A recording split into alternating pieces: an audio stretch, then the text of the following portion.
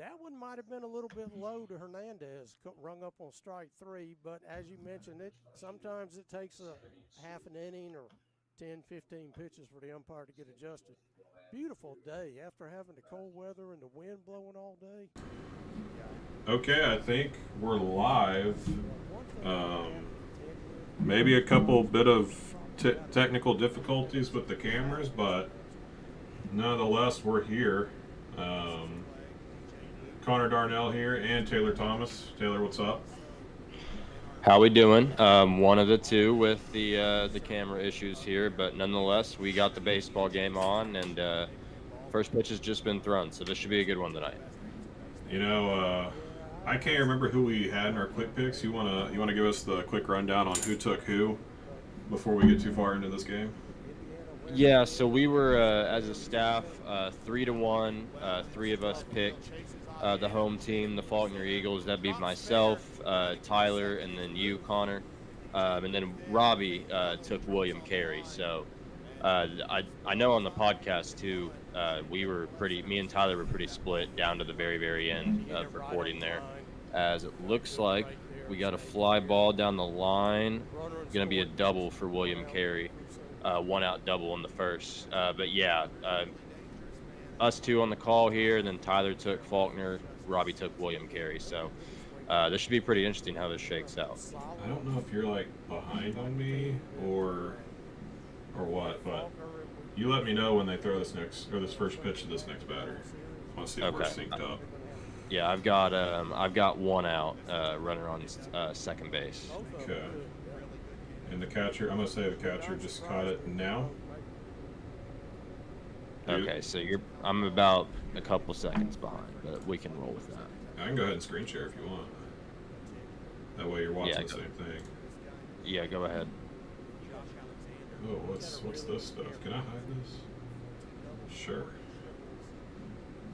I don't like this green little border I got here, but I guess we're just gonna roll with it.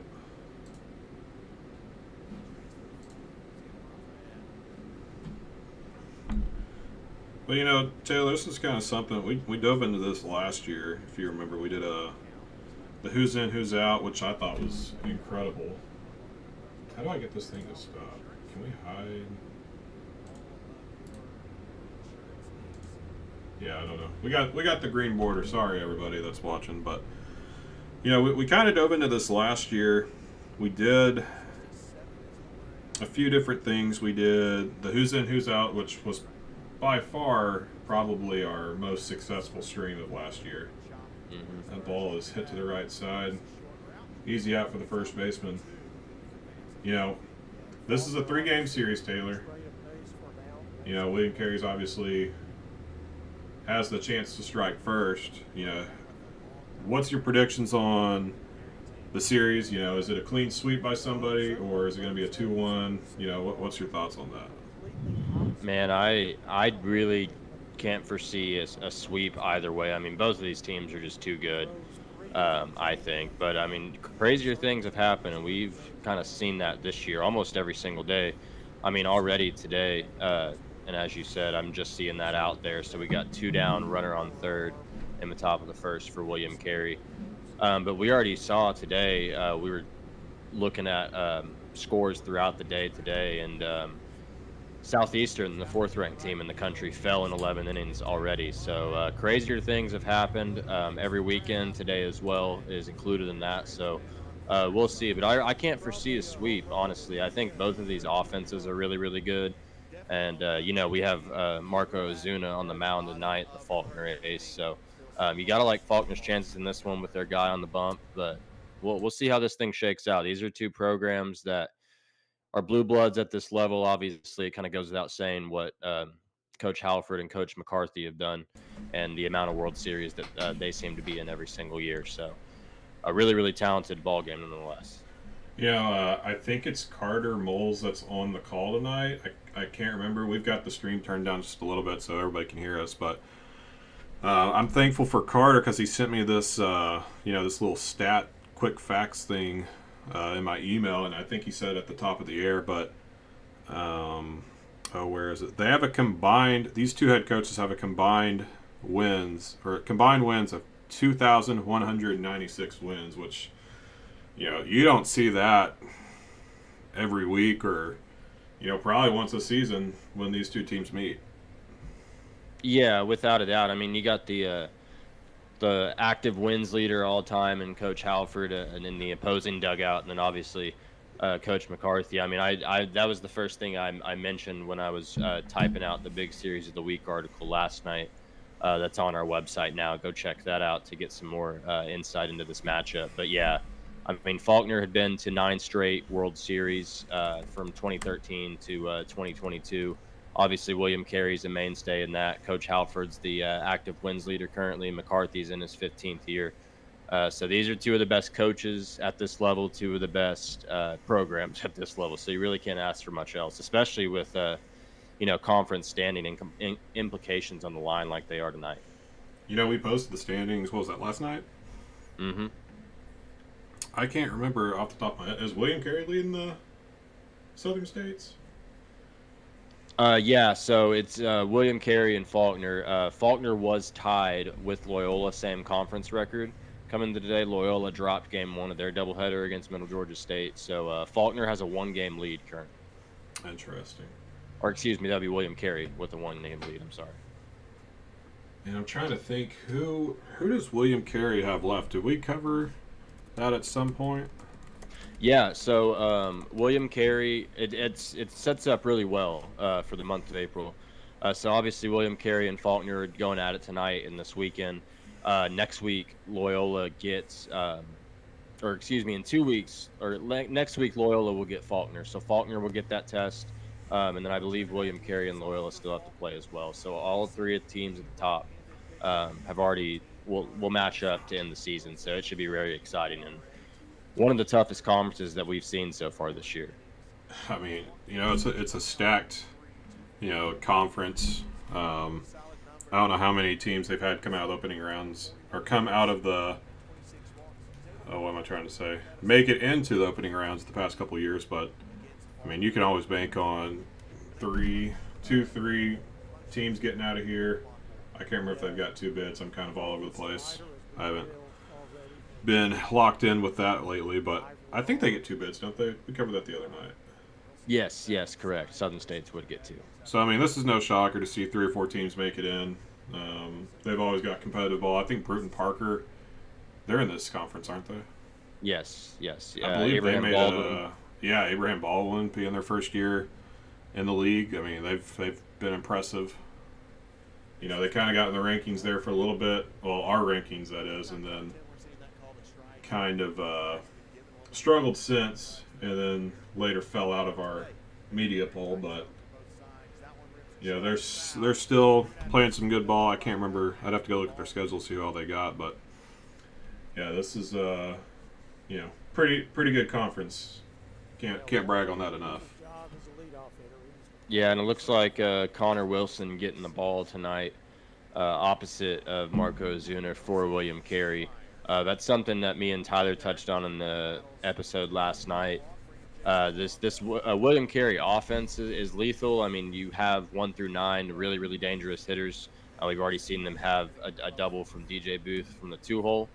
But on the mound, too, it's been kind of a by-committee approach this year. Not really for anyone's fault other than chalk it up to injuries.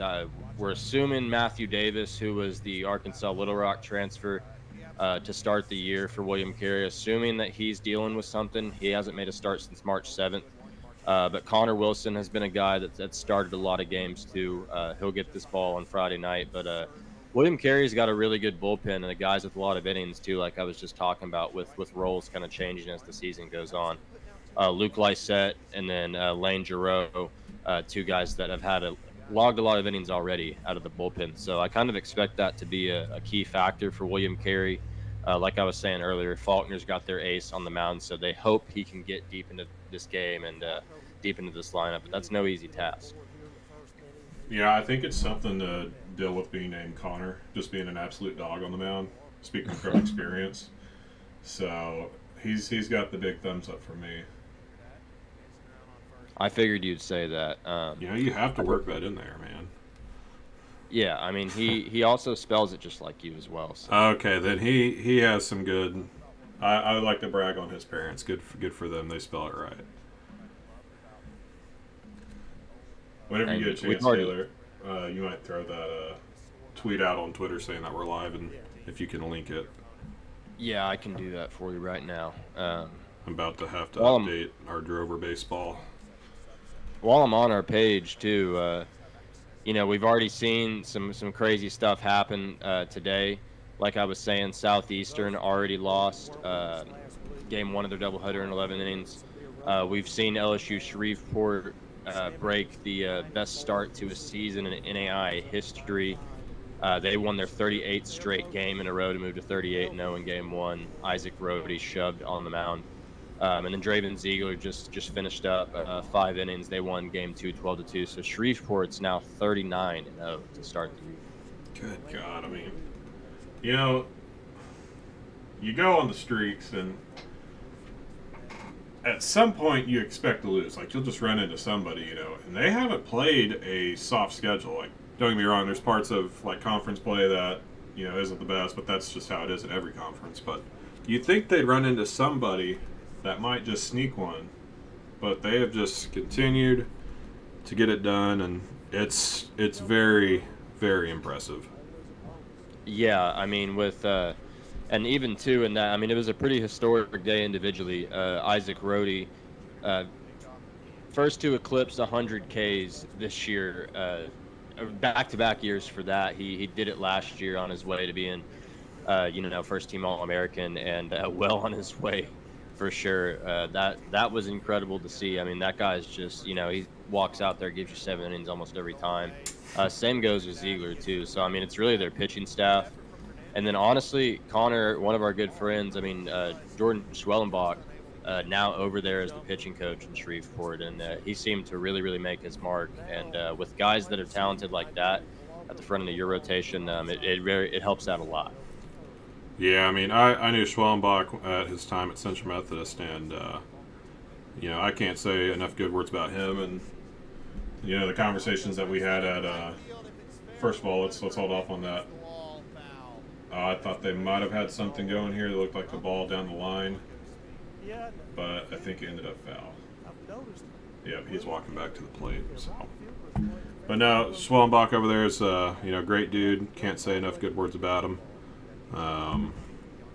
But yeah, I think it's been a huge difference. They've always been known for pitching, and don't get me wrong, they can swing it as well. But I think bringing in Schwellenbach and then a couple other pieces, it's just elevated them, and they've been unstoppable, literally unstoppable at this point in the season. So I got a question for you about that streak. If you're going into postseason play, do you want to, I mean, obviously you want to go an undefeated season, but you got that, that stress of keeping the perfect record on. Do you think it'd be better to lose one now and get it out of the way going into the postseason? I mean, don't get me wrong, nobody's going to throw a game, but right, yeah, in a game like baseball, I mean, it's kind of unprecedented, really. I mean, to get this far in the season, like we said, they're a complete team. But I mean, if you're gonna have to pick, I mean, yeah, for sure, I definitely would want it to happen in the regular season.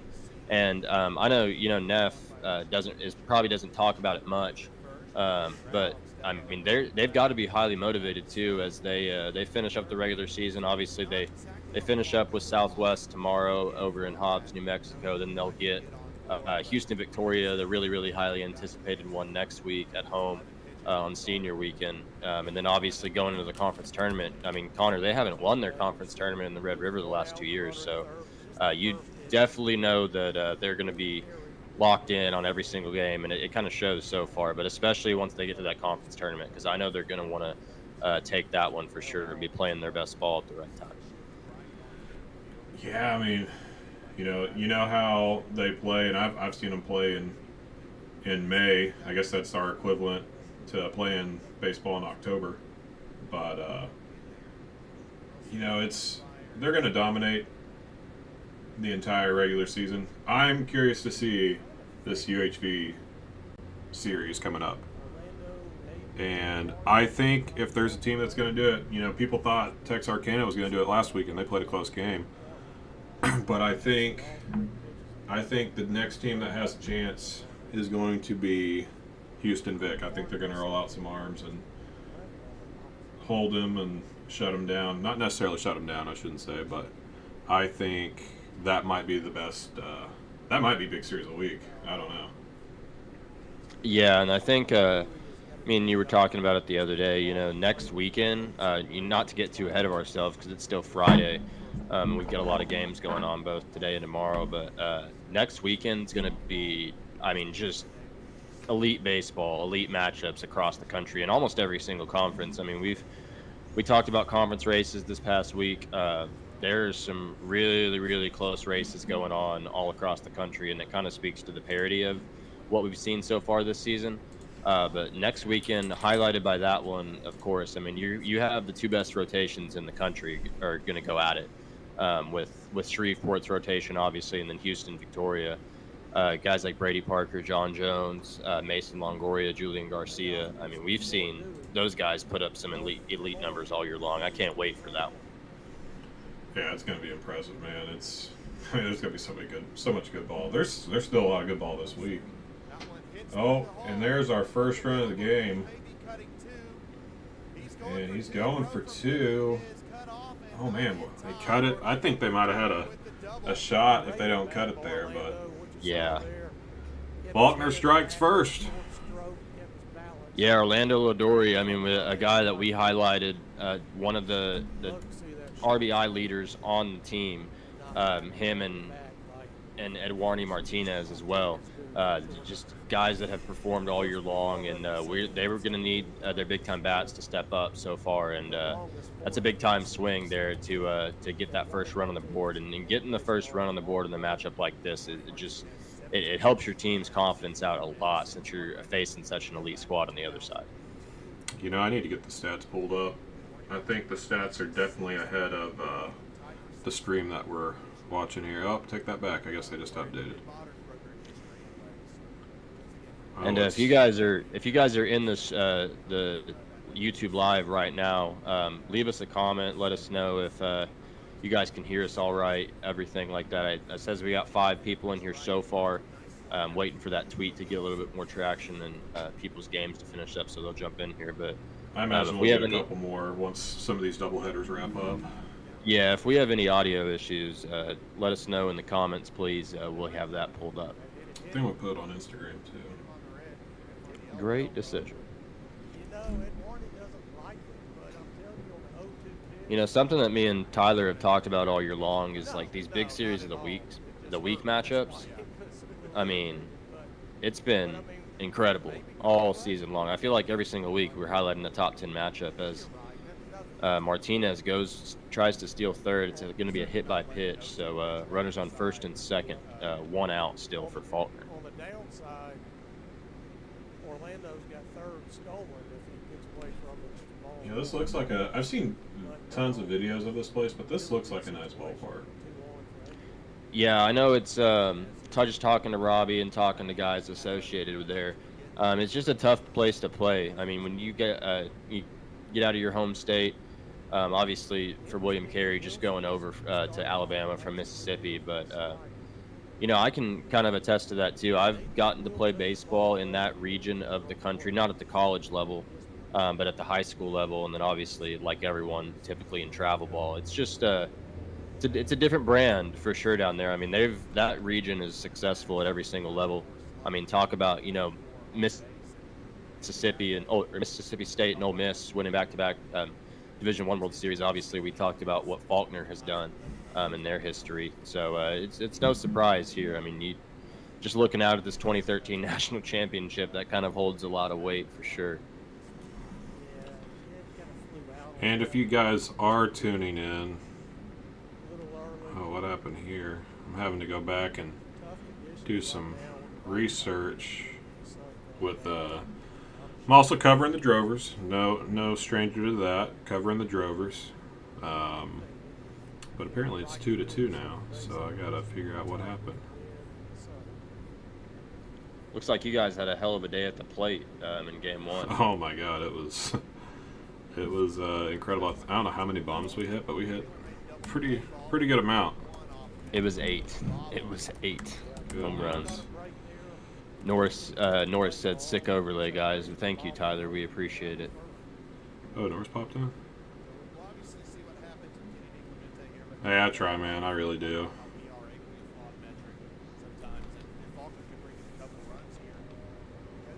Oh, man. I should William be on Carey's- this early. It's 6:30. William Carey's going to get a ground out from who was that just hitting? Excuse me, Kenny DiClemente grounds out.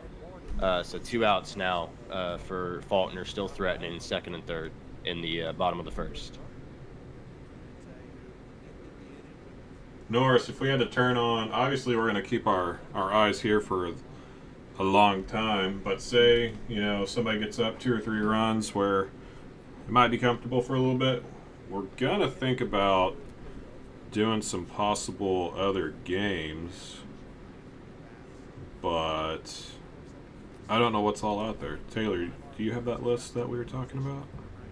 Yeah, I can pull up the rest of them. Our Lady of the Lake is taking on Texas A&M Texarkana tonight.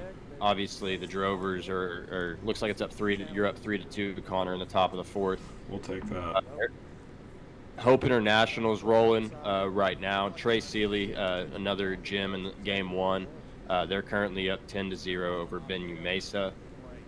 Loyola too. Loyola's down 8-2 in the bottom of the 5th of game 2 to Middle Georgia State. So Middle Georgia State looking for 2 ranked victories on the day.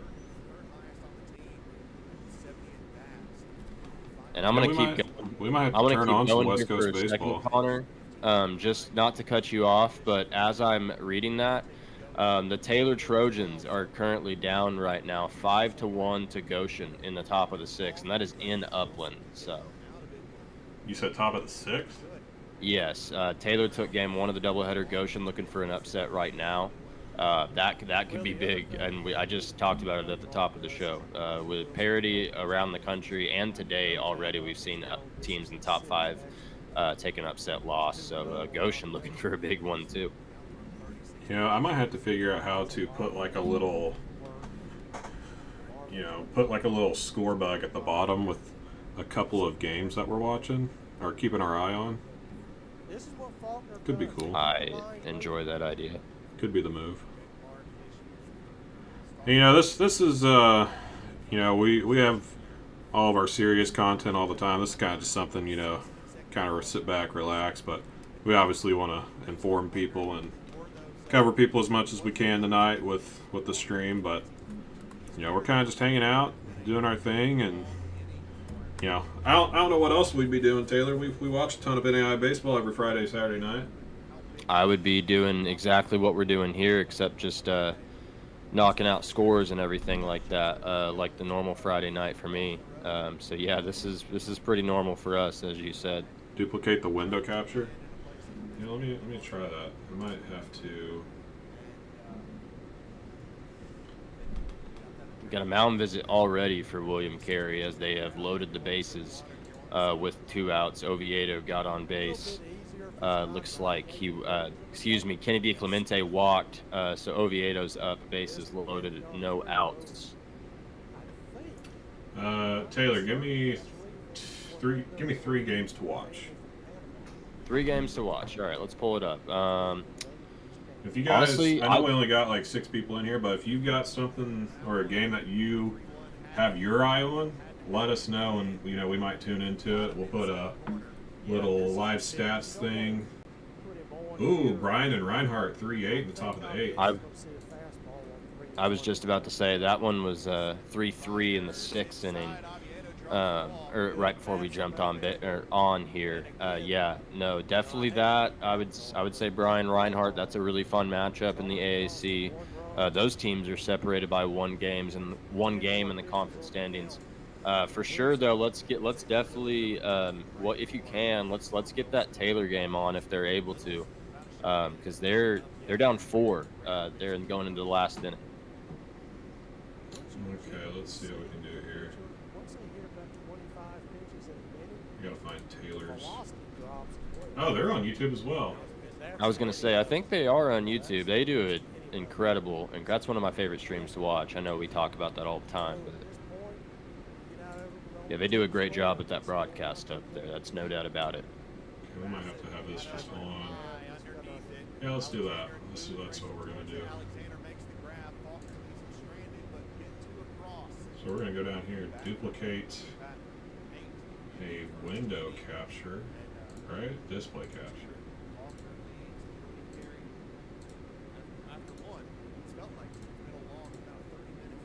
Looks like we got a fly ball that's going to end the inning.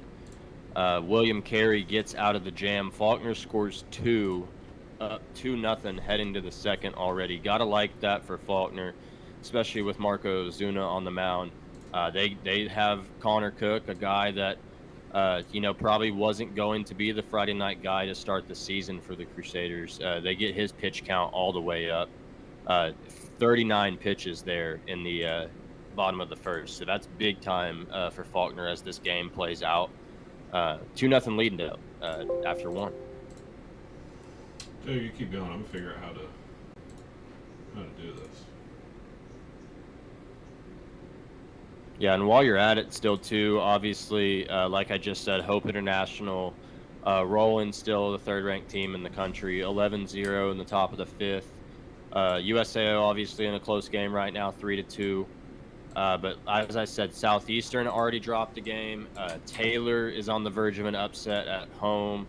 Loyola's already lost game 1, possibly about to get swept in the doubleheader today by Middle Georgia. Like I said, Taylor, obviously, this matchup. It's been a crazy day so far. Ottawa dropped a game to York in the KCAC. Walk-off single by Jose Martinez in the bottom of the 9th. That was a crazy game to follow right before we jumped on here, too. And that KCAC standings, it's getting a little bit more like Oklahoma Wesleyan and Kansas Wesleyan, who are on, I believe, 7 and 8 game win streaks right now after Oaklew won today.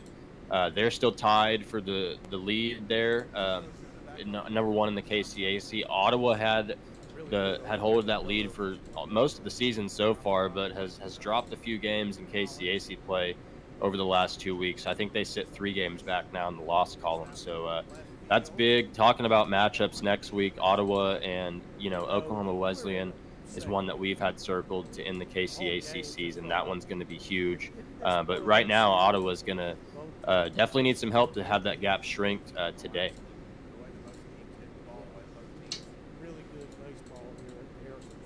Yeah, this is interesting. I'm trying to figure out what's going on here.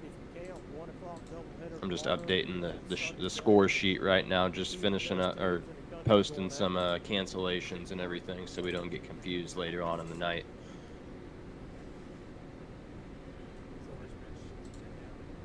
That would be something we'd do. Looks like we already got 1 down too. So the live stats I have are a little bit, I think 2 pitches ahead of the actual stream for me, or at least what you're screen sharing there, Connor. 1 down already. What we'll do is we'll go ahead and throw the Taylor game on. Okay. For now. I know we're big series of the week in it right now, but we're gonna check. Like I said, we're gonna bounce around and figure out what's going on.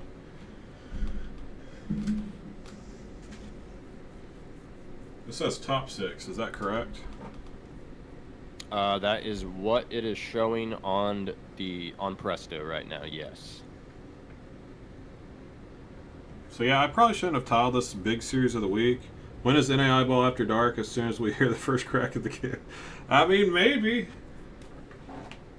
I had one of my buddies text me today whenever he saw that we were doing this. He's like, totally for the World Series, you guys should do the 9 hot dogs, 9 beers, 9 innings deal. Oh my gosh. On stream. I'm like, oh, that's not a terrible idea. That'd be pretty interesting. I mean, crazier things have probably happened in NAIA Ball After Dark. Oh, 100%. You know, I've seen. I always result back to talking about the Cajun when, you know, I try not to talk about the Cajun, even though, I mean, the Cajun's the best NAIA baseball tournament that's ever been created.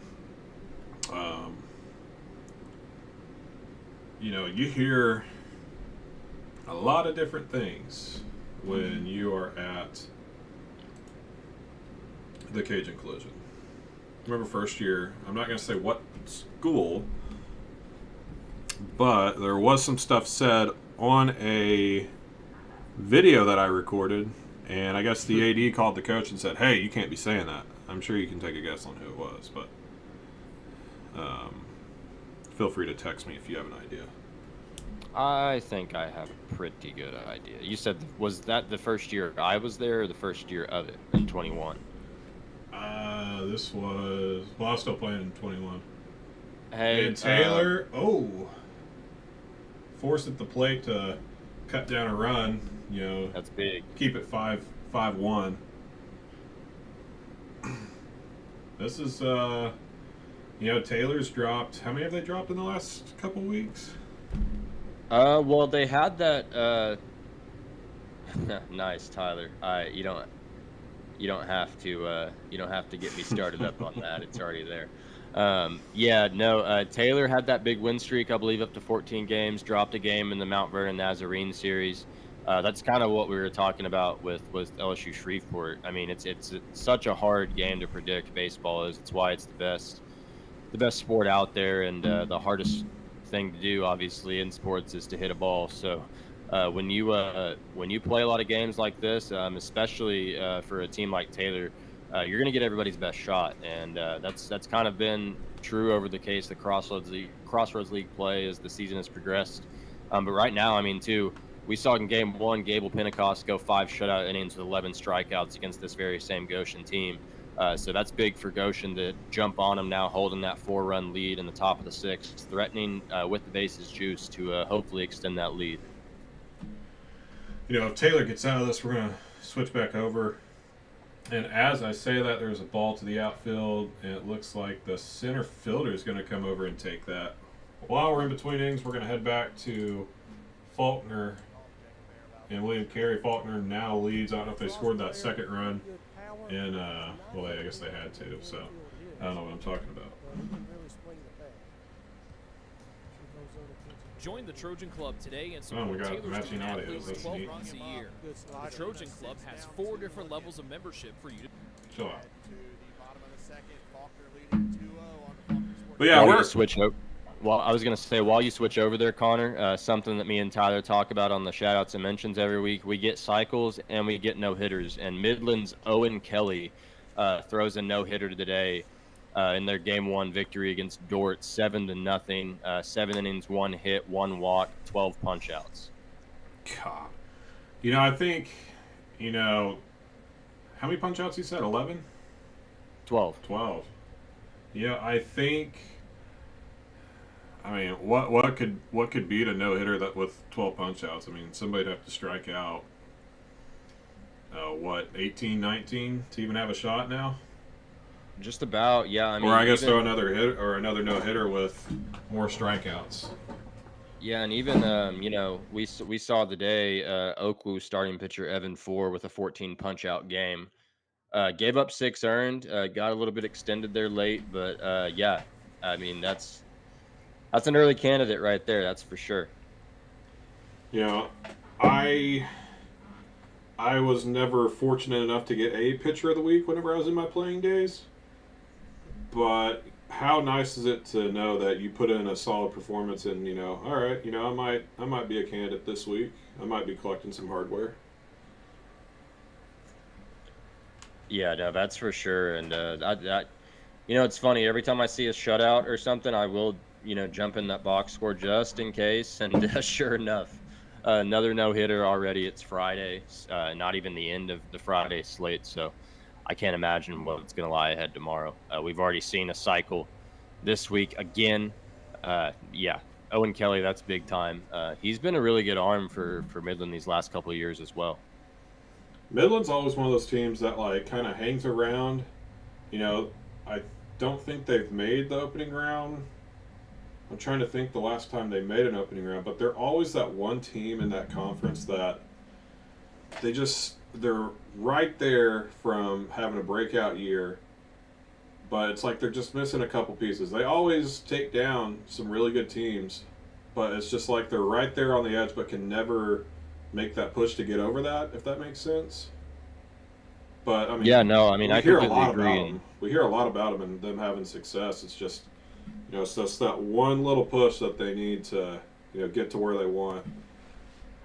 Christian Webb in a 1-1 count now. I'll turn this up a little bit. There we go. A little bit early on that from Webb. Webb is good in number. But yeah, I got the laptop open. I'm keeping eyes on, the Drovers. I'm keeping eyes Alexander on. lays out. Did he get it? No, it dropped, and Alexander a little frustrated with himself. Yeah, good. Oh man, what just happened there? Ball hits the outfield. Alexander got out just in time. Center fielder dives for it. That looked a little. For some reason, I thought it got past him the way the left fielder was running behind him, but had the ball and kept the runner at first. It looked to me like he had. You might be able to fool some runners on that, thinking it's past you. Yeah, I think the frustration was we're not getting. Yeah. Maybe can draw him into the out, going for 2. I need to pull the stats back up.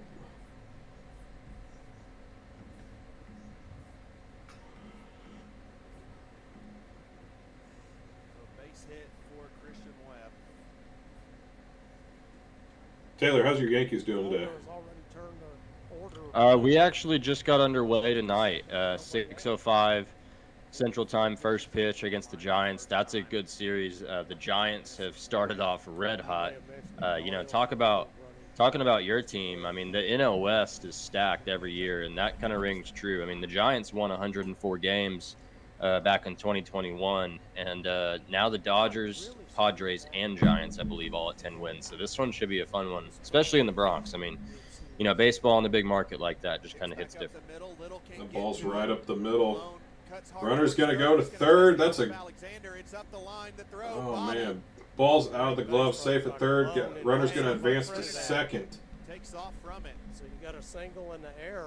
I like where the center fielder's head's at, trying to gun the guy at third, but I think if he puts a better throw on that, he gets him.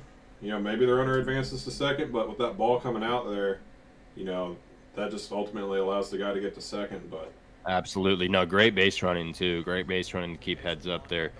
Thank you, Tyler, for telling me how the Yankees game is going. I will now not be taking any more questions about that for the rest of the night. Thank you, Marcus Stroman. For the love of God, please get Clark Schmidt and Luis Hill healthy. Oh, man. I was actually... Is that the first inning? It's probably the second or third, but knowing Marcus Stroman, it could be the first inning. I'm going to go look on ESPN right now. It's going to be hard to find a Yankee fan that likes Marcus Stroman. That is for sure. He's been with a few different clubs now, hasn't he? Yeah, Blue Jays. Cubs?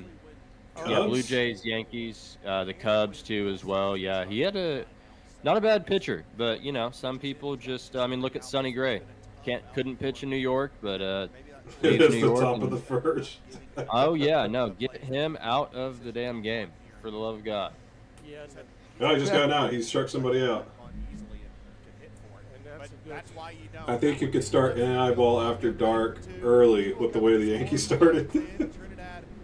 What's funny, and you bring that up, is last week I was at Putnam City High School watching MACU and Texas Wesleyan, a big Sooner Athletic Conference series that we had in our Quick Picks last week's episode. As a ball is hit to the gap in left center field, that's going to get down, score 2 runs, another Faulkner double, now makes it 4-0, no outs in the bottom of the second. That's Polanco with a 2 RBI double opposite field. Faulkner jumping on that William Carey pitching early on. 50 pitches already for Connor Wilson, 4 earned, 3 walks, 4 hits, and 2 extra base hits at that. So Faulkner swinging the bats hot to start off. Yeah, I was wondering. I saw the pitching coach walk out there, and I definitely don't think he's in a spot to be pulled. everyone has a rough inning. I think it's still early enough where you kind of just let him stay out there, let him settle in a little bit more. But if he does keep giving up a few more, you might consider getting the pin hot. I don't know. But you got to also think there's a lot more baseball left in this one, and you got 2 series, so you might not want to burn through your bullpen just early. But I think they are bringing in somebody. I was just about to say, Connor. Luke Lysette, Bobby McGee, and Lane Giroux, 3 guys. Those top 2 I just mentioned, over 38 innings already out of the pen. So they've with some trouble in the rotation, especially with injuries playing a part. A lot of these relievers have been extended in their innings limit early on, so that it's going to be big that's kind of William Carey's go-to so far on the mound. Is just having guys go multi-inning in relief appearances. So they're doing it already as we get the new pitcher coming in from the pen. Like I said, 4-0 already Faulkner, no outs in the bottom of the second. I guess to your point, 3-game set, especially against an offense like this, could be taxing on your pitching staff, but you kind of have to stop the bleeding here. You can't let this game get out of hand early on. It's very true. I respect the relievers that can throw multiple games in a series. I was one of those guys. As that first pitch goes back to the backstop, you might think, oh, this guy is not ready. But I think the complete opposite, because as soon as I entered the game, whenever I played, I threw one to the backstop. That meant I was ready to go. And usually, knock on wood, it was a good sign. So I think get that out of the way, and I think this guy's going to be dialed. I still expect this to be, a 1-2 run game. Yeah, no, I completely agree. I think this William Carey offense is too good, but you got to like your chances right now for the Faulkner Eagles with your ace on the mound. If he's got a 4-run lead, that's going to be tough for any offense. But William Carey definitely has the offense to get to him. They've seen him already. This isn't his first year, in Montgomery. So William Carey's definitely seen this arm before, but it's just the matter of if they can get to him or not. They got to get out of this jam here early on. Scary. I don't know if you just saw that, but that breaking ball, that was almost cartoonish. Yeah, and speaking of guys that they've relied on a lot, this is Luke Lysette in the game, their top relief arm. That, Connor, I know you know this, but the Lysette name in the past couple of years has done a lot of good things in a William Carey uniform. Both Luke here and then his older brother Jake, who was a big-time bat in that lineup last season too. So no surprise that they go to Lysette here as their top arm out of the pen. Let's see what he can do with the runner on second. His brother, goodness, I feel like we were talking about him every week last year, and every time we posted a box score, it seemed like he was doing something. So that dude was a very good bat to have in the lineup. And here's the pitch, and that's going to be in there for a first strike. So, kind of going back to what I said, throw that first pitch to the backstop and warm-ups, and you're going to be good to go. So I'm going to dig up some stats on this guy while... Yeah, go ahead. And while you do that, I can inform the audience and Connor this. You'll definitely be interested in what I'm about to say here. So in the bottom of the 7th, MacU had a 7-3 lead at Nelson in Waxahachie, Texas. Looks like they got out of it, but Nelson hit a grand slam to tie this ball game up with 2 outs. So it is now 7-7 going to the top of the 8th. Mackey was on the verge of taking that doubleheader sweep, but Xavier Thompson steps up and hits a grand slam, the cleanup hitter. So a big time game going on right now. That's a whole nother thing. We might have to switch over to that game if this one gets out of hand. If this one gets out of hand in the next couple innings, then we'll definitely bounce around a little bit more. But digging up some stats on Luke, the pitcher that just ended the game, he's 5-0 with a 2.35 ERA, 11 appearances, and 38 1/3 innings. 47 strikeouts to 24 walks. So I mean, more strikeouts than innings. That's a good sign. Opponents are hitting 182, so like you said, this is their go-to guy, and it's almost like he's a long relief guy with only 11 appearances, and that's exactly what they might be needing right here. 0 starts, by the way. I was gonna say too, the great point that you just mentioned. Both McGee and Lysette here with the same amount of innings, I believe, same amount of appearances, both with 11. But no starts for the both of them, so they're going to need them to step up big in this role. And yeah, that breaking ball is disgusting. I can see why he's got the numbers he does. I mean, that thing is almost cartoonish. It's sharp. Mm-hmm. I'm also browsing the other scores on my laptop while I check some stats, check some games going on. I'm also checking on my drovers, but the live stream apparently decided to stop there, so we're going to hit refresh and figure out what's going on there. I had some issues with Central Christian's live stream last week, actually, when I was trying to get a game on as well. So, yeah, I don't... It's kind of the luxury that we have. Some of these live streams are really, really good, and then some schools have a little bit of issues. I mean, I was watching my alma mater, Southwestern Christian, today at Texas Wesleyan, and their live stream stopped as it became a tie ball game in the ninth. So they got it back up, thankfully. It wasn't too long of a break there, but yeah, this like we were talking about, that Taylor live stream is always a really, really good one. They do a great job. I love the Faulkner Sports Network here. I love their announcers, and then the camera that they have is set up in a really great spot. I mean, we saw them hit that walk-off homer last weekend against Middle Georgia State, so I've always really enjoyed listening to a Faulkner broadcast. I'm a big fan of the 2-camera setup. But if you have a view like this, I don't mind the 1 camera. I mean, obviously you can't see the corners, but I'm not opposed to this. But I do enjoy a nice 2-3 camera setup. Oh yeah, I completely agree there. I mean, y'all do a great job at USAO with your broadcast too. That's all Tanner Shoemaker on that one. He took that thing to the next level. So I think that was. Oh yeah, no. There's a reason. Got here. There is a reason Tanner is recognized around the conference for the job that he does. He does a really good job for sure. We might have rooting interest against different teams in the NFL, but that's neither here or there. He's still a really great guy. Looking at the conference standings that we just posted on social media last night, close race is going to be the AMC with Columbia Missouri Baptist. It's a toss-up in the AAC and the Appalachian Athletic Conference. Kind of a toss-up in the Cascade. I'm trying to think who's playing right now.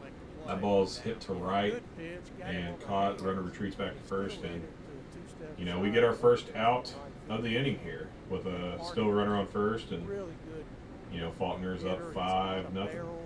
But going back to the standings, those are 3 close conferences. The Chicagoland is they've got a 2-game separation there. The Continental, that's just a different story. I don't know what to say about that. But, yeah. There's a lot of close conference races right now. I'm wondering, is there any AMC games going on tonight? Missouri Baptist swept their doubleheader today against Harris-Stowe State. I believe that is it in the AMC, though. As far as Central Baptist swept the doubleheader against Hannibal LaGrange, but other than that, I believe that is it. Yeah, it's been weird up there, man. Like, the weather's just not been, right and cooperated with all the teams up there. They've had to play like Saturday Mondays, Sunday Mondays, Saturday Sundays. It used to just be you go play your Friday Saturday series and be done, but it hasn't really worked out that way this year. And by the way, looks like Reinhardt and Bryan just went final. Speaking of a tough AAC conference, Reinhardt gets that victory 8-3. Andrew Herbert, 5 innings, 3 earned, 3 Ks. Logan Lynch out of the pen, 4 innings, 2 hits, no earned, 5 Ks. So That's big time for sure. And Ryan did their job. They got to a guy as talented as Andrew Herbert, but looks like that Reinhardt offense just kind of powered through at the end. 4 runs in the bottom of the 7th. Oh, wow. That ball was scorched. Alexander with good arms tried to throw behind. You know, Taylor, we might be here for a while tonight, depending on, you know, how this game goes. We've been live for 51 minutes as of right now, and we're only in the bottom of the 2nd. I was just about to say, this Faulkner lineup is very, very dangerous for sure, and no secret as to why they went to Lysette there. It looks like that's going to be a single. Excuse me. Yep. Yeah, 2 outs now. Runner on first. Faulkner still threatening. Kenny DiClemente is DiClemente, Connor, wasn't he at St. Thomas last year? That's a great question. Let me do some research and I'll get back. I believe he was. I know he was not at Faulkner last year, but I want to say he is. I want to say that was on their questionnaire back in January. I always love looking at those, man. Those are so fun. Yeah, he's at Kaiser. Kaiser, that's right. Yeah, really, really good bat last year there in the Sun Conference. So that's a big-time get for Faulkner. Let's see if he can deliver here. You didn't see any heaviness on them at all. No, and that comes from the top down. Hit up the middle. Hernandez will step on the bag and take it. You know, infielder placed extremely well right there. Ball right to him. He was set up right in the middle, steps on second. And William Carey gets out of the inning and only allows, I can't remember, did they score 3? I think they scored 3 that inning. So, yeah. You know, Faulkner 2 in the first, 3 in the second. We're headed to the 3rd. This is, you know, kind of a slow start to the day, but, you know, it's the game of baseball. Anything can happen here. Head to the top of the 3rd. Let's check, what scores do you got? Let's go back to Taylor if you can. It's 5-1 now. Still Goshen leading in the bottom of the 7th. So final chance, I believe, for Taylor here. And unless for some reason that conference does a 7 and a 9, I'm not 100% on that. But the bottom of the screen here says game 2, 7 innings. So well, there we go.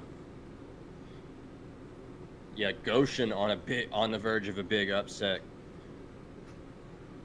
Lefty on lefty matchup right here. You know, this broadcast right here is burned into my head just because of IU Southeast insane comeback last year. So this this whole background is just burned into my memory right now. Yeah, no one's gonna forget that one. We went.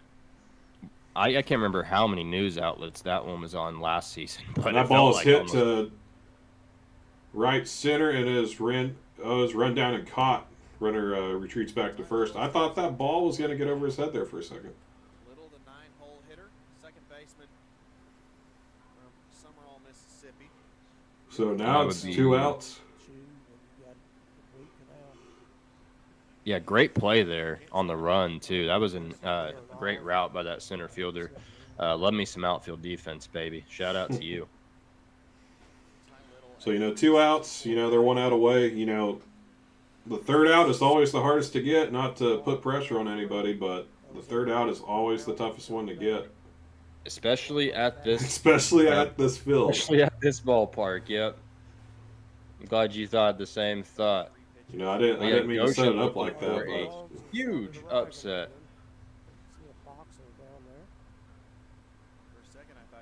You know, Taylor's got a bit of a lead in the Crossroad League standings, but you know, like I said, they dropped ball. I thought they were about to get one right there. I was gonna say they dropped that game against Mount Vernon Nazarene a few weeks back, on the verge of dropping this one too. So Indiana Wesleyan looking like they can make a run too as well. I know that's a really talented ball team. I don't know, with 5 kids at the house, I thought you might want to get away. Yeah, I see what I think I'm a little bit behind on like a pitch behind of you, Connor. That to me that looked fair, just with the way the third baseman dove, but obviously they saw it differently. So Doesn't look like much of a reaction out of Taylor, too, so probably a good call. I shouldn't question umpires. Because that never happens.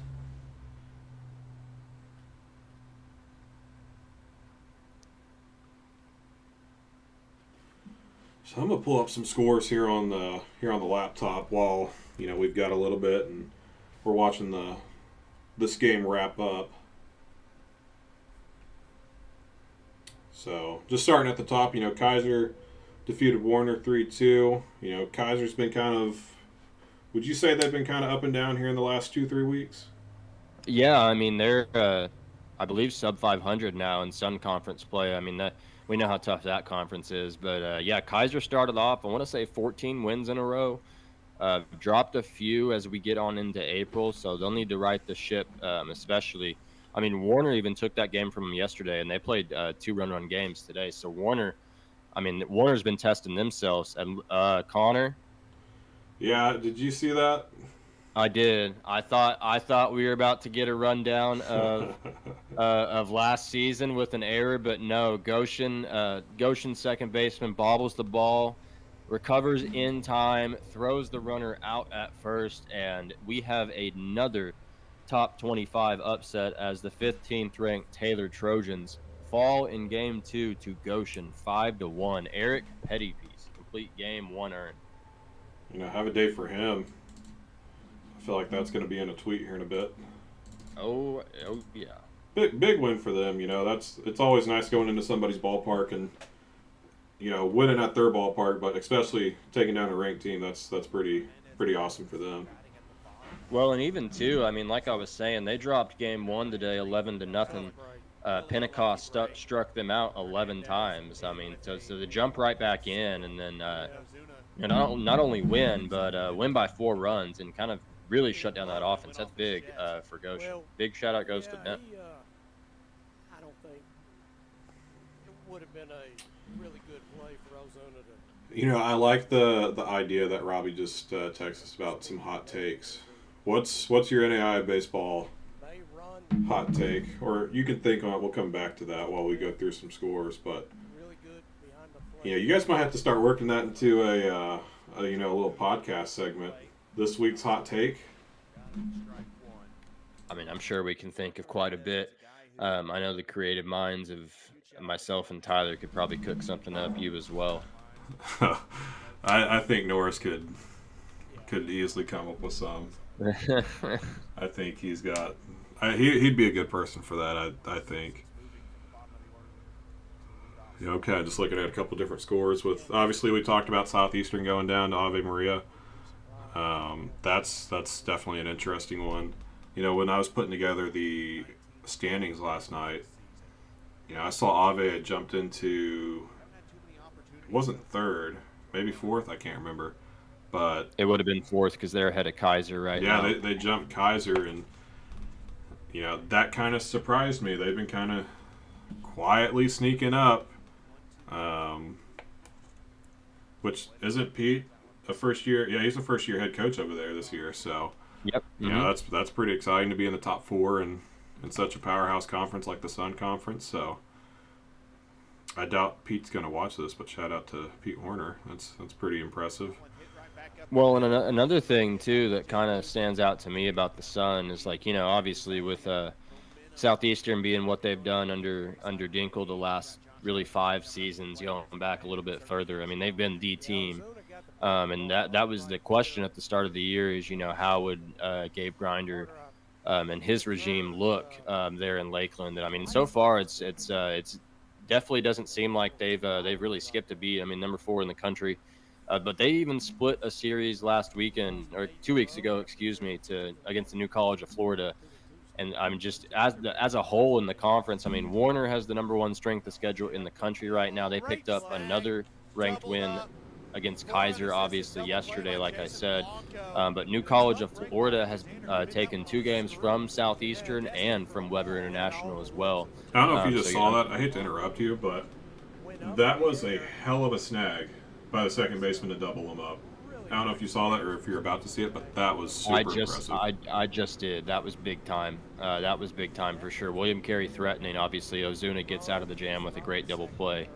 But yeah, no, that's huge. That spells huge for the rest of this game for sure. Because if you're William Carey right there and you can even chip 1, 2 maybe runs, you like your chances with this lineup going through. As it's a 9-inning ball game, and as you Oh, said we still earlier, got Bobby, lots of ball oh game yeah, left. I was Lots of just about baseball to to say. go. I guess while we're in between innings here, how about you give us an update on that MACU score? I'm going to look up the Southeastern score for this game 2 that they've got going on, kind of see where we're at on some scores. Yeah, bottom 8 right now, 7-7. Nelson looking to walk it off. I mean, like I said earlier, big-time grand slam from Xavier and Thompson to tie it and force extra innings now. 2 outs, bottom 8, runner on first for Nelson. Andrew Ortiz is up. And I know, Connor, you know that bat. He's a really big-time player for them. As a pass ball is now the winning run's going to be on second base with Ortiz up looking to walk it off. You know, the pressure's there, man. You got that winning run on second. You know, you got to lock in and give your boys a chance to get back out there and score some runs. You know, and as I say that, too, it looks like Coach Stanton wanted no part of Ortiz. He intentionally walks him, puts him on first with that winning run on second base. Wesley Flatt now up with a chance to walk it off. 0-1 count with Ryan Smith on the bump for MACU. This could really shake up some things in the Sooner. Waylon Baptist swept the doubleheader of the day to remain at the top of the standings against College of the Ozarks on the road. So now MACU trying to hold serve. And first of all, they need to get out of this jam because, like I said, 4-run, bottom of the 7th, ties it. MACU even got 2 runs in the top of the 7th to extend that lead. So those 2 runs ended up being huge as Nelson looking to walk this thing off and shake some things up in the conference. You know, I just tuned into my Drovers. Oh, man. Something happened. Obviously, USA is down right now. We just scored to make it 6-4. We're down by 2. But on the play, the third baseman went to field the ball, and something happened. He's down. I'm not going to turn that on, but kind of monitoring that right now. 6-4 ball game. But hopping over to Southeastern's game, they are trailing 1-0. In the top of the 5th, Ave Maria up 1-0. Wow. Let's see what scored that run. Still getting a little bit of breeze to right field, not a whole lot. Wind may be gone. Yeah, I think with how much we look at box scores, I'd be able to figure out how this run scored. You know, other than the pitch that hit that ball, we were big content to throw everybody outside, right? And while you look at that, too, just jumping back to the big series of the week, I mean, this is going to be – I kind of expect to see Luke Lice set for at least 2 more innings. You would hope if you're William Carey, you got to keep this Faulkner lineup at bay and keep this game in reach. And so riding your best bullpen arm like they are right now, I expect to see him in this game for quite some time. And like me and Tyler talked about on the podcast, probably going to see him for – multiple appearances this weekend, and for right now too, definitely got to hold them at 5 here. Cannot let them extend this lead even further. You know, I will speak from my personal experience as a guy that pitched multiple games in a series. You know, I would throw it kind of switched because we had 1 year where we played 4-game sets, 1 year where we played 3-game sets, and then another year where we played 4-game sets. There was one weekend we were playing Woods. I doubt any Woods players will ever listen to this, but I have to tell this story. I threw the first 2 games of a doubleheader on like a Friday, got 2 saves, came back the next day to play another doubleheader, and we threw a guy. I was actually in his wedding. I was his best man at his wedding. He had been a catcher that converted to a pitcher. So we decided to use him as a closer for game 3 of the series. He picks up a save. And then they run me out in the 4th game for a save opportunity. We end up getting 4 saves against William Woods that weekend. And I threw 3 games, so I lived for that stuff. So if I'm him right now sitting on the mound, you know, I'm going to go toss my couple innings. If this thing gets out of hand, you know, I'm going to be ready to go tomorrow. But that was one of my favorite things about being a closer is, you know, throwing multiple games of the series. Oh yeah, no, for sure. I mean, when you're when you're trusted like that, I mean, it feels good for your confidence too. I mean, you're trusted like that with the coaching staff having trust in you to throw multiple days, especially once you get into postseason play. I mean, that's what you live for as a baseball player, no doubt about it. By the way, Mackey escapes the jam. Ryan Smith ends the inning, so we go to the top of the ninth in Waxahachie, 7-7. All right, I guess here's our first hot take. I'll start us off here. You know, in the center, we play 2 7s and a 9. I think we should play 3 9-inning games. I think we should play 9-inning games because that's real baseball. I think we should play like a 9-inning on a Thursday, Friday, Saturday. I mean, obviously that's ideal. I think that'd be awesome. But my hot take, since we play 2 7s, I think if that 7-inning game goes into extras, that becomes the 9-inning game. We did that in JUCO, and I loved it because, you know, you're sitting there and, you know, you go to the 8th and you're like, all right, you know, we don't have to sit through another 9-inning game. You know, we get to play a 7-inning game to finish this thing. So that's kind of my hot take. I don't know if anybody really cares about that, but playing 9-inning games of real baseball, that'd be awesome. But if you're playing a 7-inning game, if it goes into extras, it should be a 9-inning game automatically. Thoughts on that, Taylor? You know, whenever we had the crazy wind and the dust storm, all those wildfires around our state a few weeks ago, that actually happened because with a lot of that crazy wind, those crazy wind gusts having games pushed to the next day, we saw a lot of series do that. Actually, I know Southwestern Christian was one when they took on Wayland that weekend. Yeah, didn't they start? It was supposed to be a doubleheader day one. Then they went to just one. Yeah, they were night, only right? able to play the first game, and then so the next day, if they had been playing that first game and it had extended on, obviously that would have been the 9. But the doubleheader was scheduled. But you've kind of seen that. I feel like that kind of brings up a couple questions too, because you really don't plan for that, I would say, especially in this conference that we're accustomed to here. But yeah, no, I definitely agree with you. I think that could be something that would change down the line for sure. And depending on what each manager and what each coach says, you could see that pretty soon. I mean, we've already seen the format of the conference tournament change too. Which I think sets up extremely well for pitching. You know what's very unfortunate about that conference tournament changing is, I don't only work for athletics. I work in the university side. So I have to be at graduation, or commencement as people want to be fancy. I have to be at commencement on May 3rd. Well, that is the last day of the conference tournament, or it might be the middle of it. I can't remember. But it'd be the 4th, but yes, still. Is that not super inconvenient because, it was originally supposed to be in Enid this year. Something happened. We didn't get the place reserved in time, I guess. And now USAO gets to host the championship, but now it just switches up where basically the first round is at the higher seeds. Different things like that. So that's super unfortunate because I was looking forward to going on the road a little bit, maybe going to Enid. I'd love to go to Joplin to catch the KCAC conference tournament.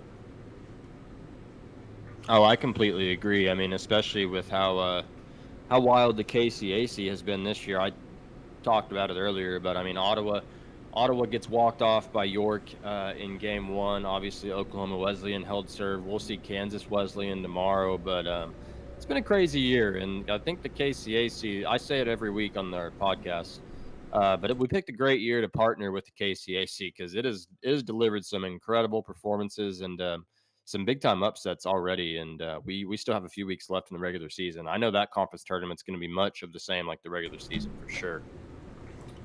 You want to hear another hot take? Let's do it.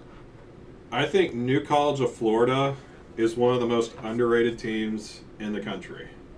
Would you like me to elaborate? Go ahead. I think I know what you're going to say, but I'd love to hear it. Have you seen how many ranked wins they have? Yeah. They have a ton. Just in the last 3 weeks, too. They played a close series. Oh, I say close series. Oklahoma Wesleyan kind of whooped them in game 2 of that series, but they lost to Oklahoma Wesleyan game 1, 7-5. You know, they split with Ave Maria, who I said is kind of sneaky there. They split with Warner. They split with Southeastern. They took one from Weber, you know. I mean, I think they have a chance that, you know, it might be a stepping stone. Because I don't know how many. This is only their second year as a program. Yes. And they're already taking down Southeasterns or splitting with Southeastern. You know, I think they finished with St. Thomas and Kaiser. So, I mean, you know, that's quite the. Oh my God, that ball was hammered. I don't know if you saw that, but that ball was destroyed. I'm about to see it. I was a little behind, but I heard him talking about it, and I just saw it on my other screen, and that ball was launched. Oh my goodness. Over the scoreboard at that. So William Carey finally gets on the board, gets to Ozuna. Solo shot now in the top of the 4th for Preston Ratliff. 5-1 now. So that's big for William Carey to get on the board right now, especially we're still in the somewhat of the early part in this game, about to get to the halfway point. But William Carey gets a solo shot with to start the top of the 4th inning. So let's see if this offense can get to Ozuna. He's looked really, really good so far tonight. So big time for William Carey to get on the board, and that's their 4-hole hitter. So he delivered when they needed it.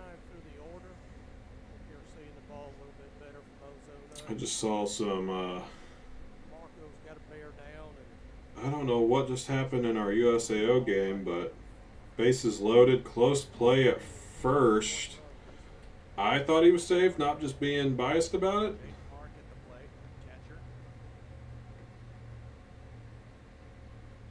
Oh man, I just went back and reviewed it. That was something. I'm not going to sit here and talk about umpires, but that was an interesting little sequence of event. I don't know if I agree with the call 100%, but you know, that's the nature of the game. Taylor, thoughts on the new pitch challenge thing in the majors right now? What's your thoughts on that?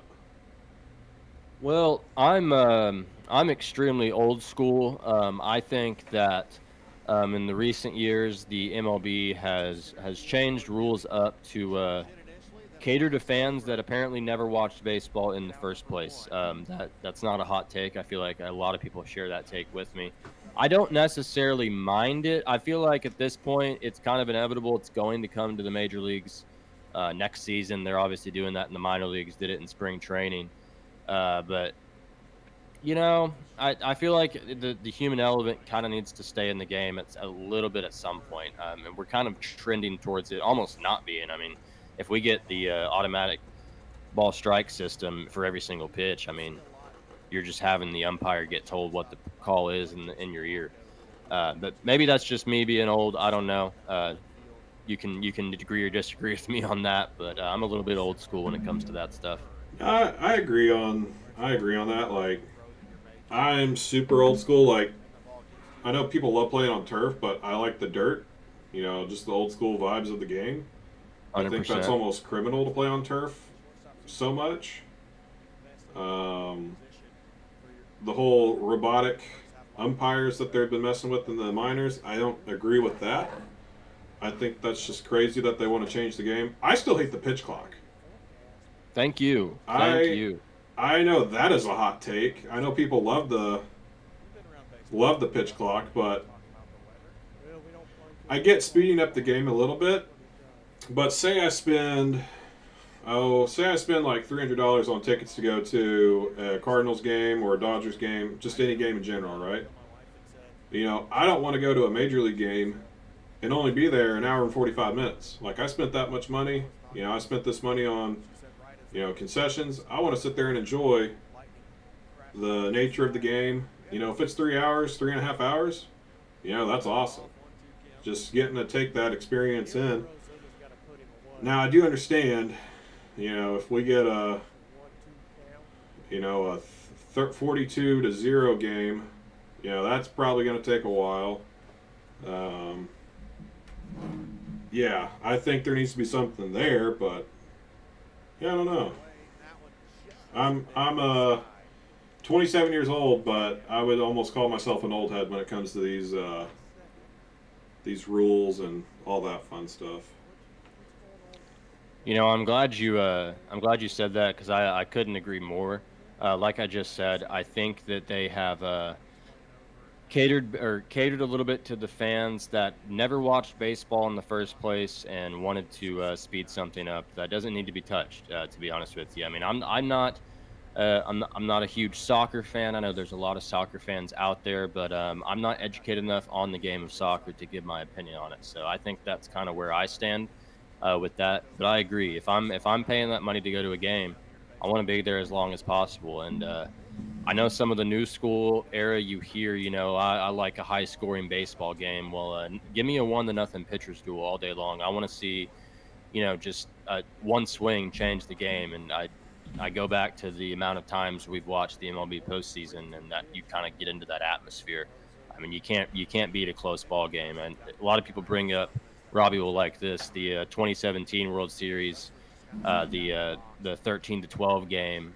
I believe that was Game 5. A lot of people like that game. I know Astros fans do, but I'm a big time supporter of a pitcher's duel, a close ball game, which kind of like I said, I'm a pretty old school mindset when it comes to these new rules. But I think we kind of got to jump on board whether we like it or not, because that's kind of what's happened so far.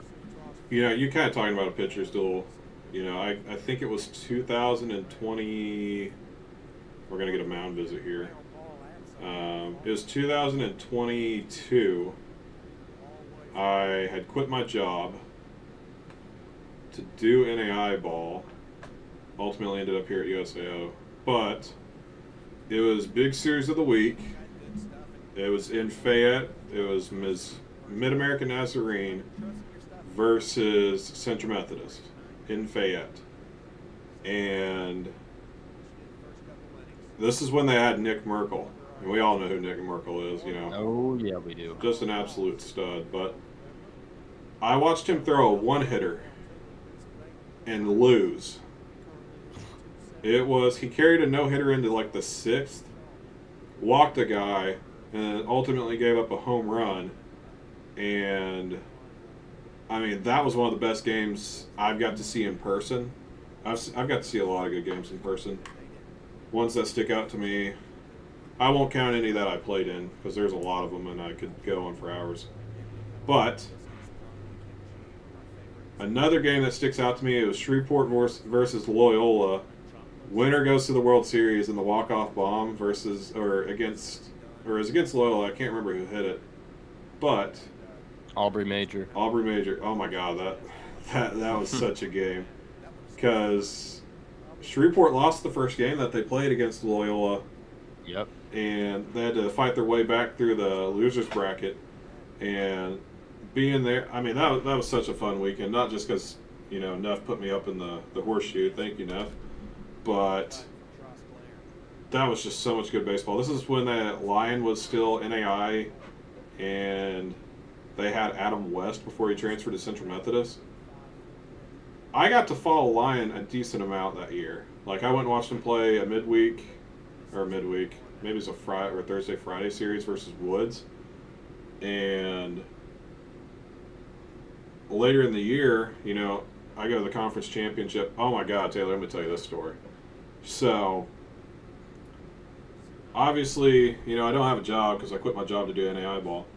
And during conference tournament time, I went and watched 2 series to end the year. I had a day break, and then I went and watched the AMC tournament up in St. Louis.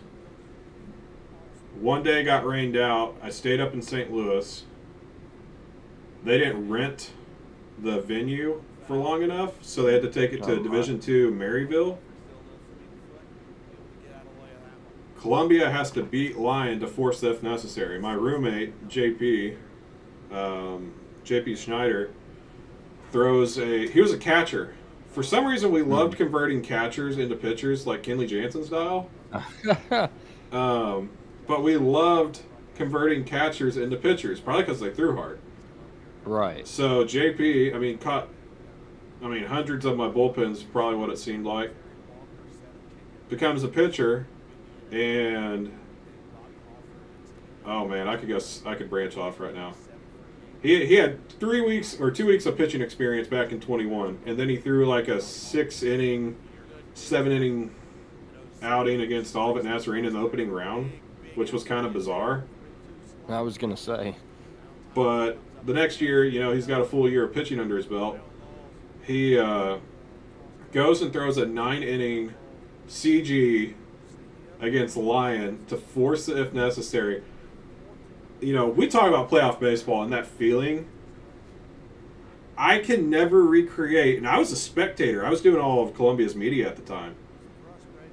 And that experience was, I haven't felt any experience like that since, because you're not a pitcher. You're a catcher converted to a pitcher, and you throw a 9-inning complete game to force if necessary. Putting it all on the line. It was just incredible to watch. Funny enough, I took a picture of JP screaming after he got the last out. Columbia College, their actual Twitter account, put that as their Twitter header for like a year. I thought that was hilarious. But Adam West had thrown, maybe a day or two before. He throws a CG. Then Lyon loses to JP. Adam West is starting the championship. So you got to keep in mind, he just threw like a day ago. Well, he throws another CG in the championship final. Jeez. 18 innings in 3 days. Yeah, talk about laying it on the line. And like you said, that's what you got to do and when you get to the playoffs, man. You're just trying to get to the next day. And you just threw out some big-time names. They're talking about, Nick Merkel, Adam West. Talk about an arm. At Lyon and Central Methodist, too, that two-way guy. He was incredible to watch. I could tell, Braylon, we talked quite a bit, and, it wasn't last year. It might have been the year before, in Adam's last year. And this is now when he's at Central Methodist. But I didn't go to the Hart Conference tournament that year. But the same year that Adam West, back-to-back, or complete game, day off, complete game, the next day, I drive back from St. Louis back to Columbia, and I'm like, I haven't had enough baseball. I'm going to go to Springfield, which is 2 hours away, and I'm going to watch the Heart of America Conference tournament. And that was quite the experience. But another Adam West story is, the next year, Central Methodist is probably just getting their butt kicked at this one game. They already know they're in the playoffs because they're hosting. And Adam West, they're down by like 8. And apparently Adam West is like, give me the ball, I want the ball. And Breland's like, dude, we're already in. Like, we're fine. I hate losing, but it's fine. And he's like, no, dude, I want the ball. I was like, that's so on brand for him. That era of NAIA baseball was incredible. I'm sure Robbie has a ton of stories from, when he played and the players that he played against. I'm sure you do as well, but goodness, that was a special character. Westbot, as they called him. Westbot. That's a good one. That is definitely a good one, no doubt about it. Nelson beat Mac U. I was just about to say, walk-off in the bottom of the 9th, walk-off single, scores Josh Pinter. CJ Rincondo steps up and delivers a walk-off. So now Wayland Baptist takes sole possession of first in the Sooner Athletic Conference with Mackey dropping that game. Sets up a big-time rubber match tomorrow in Waxahachie. As Nelson's fighting for seeding there in the conference too. This is a really talented club that we saw at the Cajuns. So that was a big time comeback. You score 5 unanswered after being down 7-3 in the 7th. Obviously the game tying grand slam in the bottom of the 7th, and walking it off CJ Rucondo in the bottom of the 9th. You know, kind of checking on my drovers. We're down 6-4 in the top of the 7th, so we need to make some noise here. We got 2 outs, but we did just get a single. Peyton McDowell singles, but I think he is down right now. I can't see on the camera angle, but hope everything's good with McDowell. You know, always pulling for my drovers. Don't like to see anybody get hurt. But it seems like this has kind of, been a liability game. It seems like there's been a decent amount of people getting hurt up there. I was gonna say, I mean, going to that ballpark too. I kind of enjoy that ballpark, to be honest. I mean, there's, I guess the surface, you would say, is the one downside of it, but just the way it's set up there on that side of McPherson, Kansas, in the neighborhood, I've always really enjoyed that. Honestly, Connor, when I went there in 2019, it kind of reminded me of Chickasha High School. Oh man, I've yet to be over to Chickasha High School's baseball field. I have quite a few good memories at that one. You can ask Brock Henderson about that. I'll see him next week. Well, there you go, setting up well. Yeah, we really need to win this game. I'm not counting them out, but we really need to win this game. Yeah, I was gonna say there's a logjam at the top now, especially with Mackey dropping that one. I mean, Southwestern Christian in the conference standings at 4th. Not talking about them because I went there, but right before we jumped on this live, they had a huge comeback. They were down 7-2 in Game 1 against Texas Wesleyan in Fort Worth. Ended up coming back with a game-tying 3-run homer in the 9th to tie things up at 10. The Eagles scored 6 runs in the top of the 9th, Connor. Ended up winning that one 13-10. Texas Wesleyan loaded the bases too in the bottom ninth of the 9th inning. So that was a crazy game, and it's been a crazy day already. Yeah, I've kind of got my eyes on my drovers right now. I'm not going to pull it up because we're focused on big series of the week, which ultimately I know it's a 5-1 game, but it's still pretty competitive. Under the lights, top of the conference going at it. This is a great situation. Almost postseason like baseball right here. But I will talk about my drovers for a second. We've got 2 on, down 2 outs, and we got our catcher Gunnar Hansen, who's been lighting it up this year. The ball's in the dirt, 2-0. It'd be interesting, Taylor. What's up? What if we did this at the KCAC tournament? Like, somehow I was able to go up there. What if we did this at the KCAC tournament? I mean, I think that would just take the partnership to the next level, especially with how crazy it's been. Oh, yeah. I wonder what we could do there.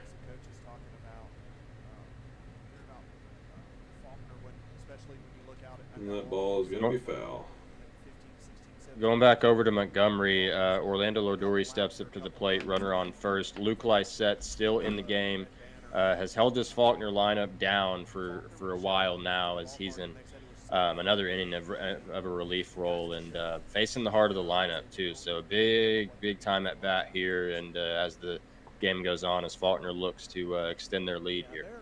How many pitches is he up to? Got 36 right now. Oh, man, the tension keeps building in McPherson. The tension keeps building in McPherson. 6-4 game. The Drovers are down by 2. Bases loaded. Second baseman just made an error on a ball up the middle.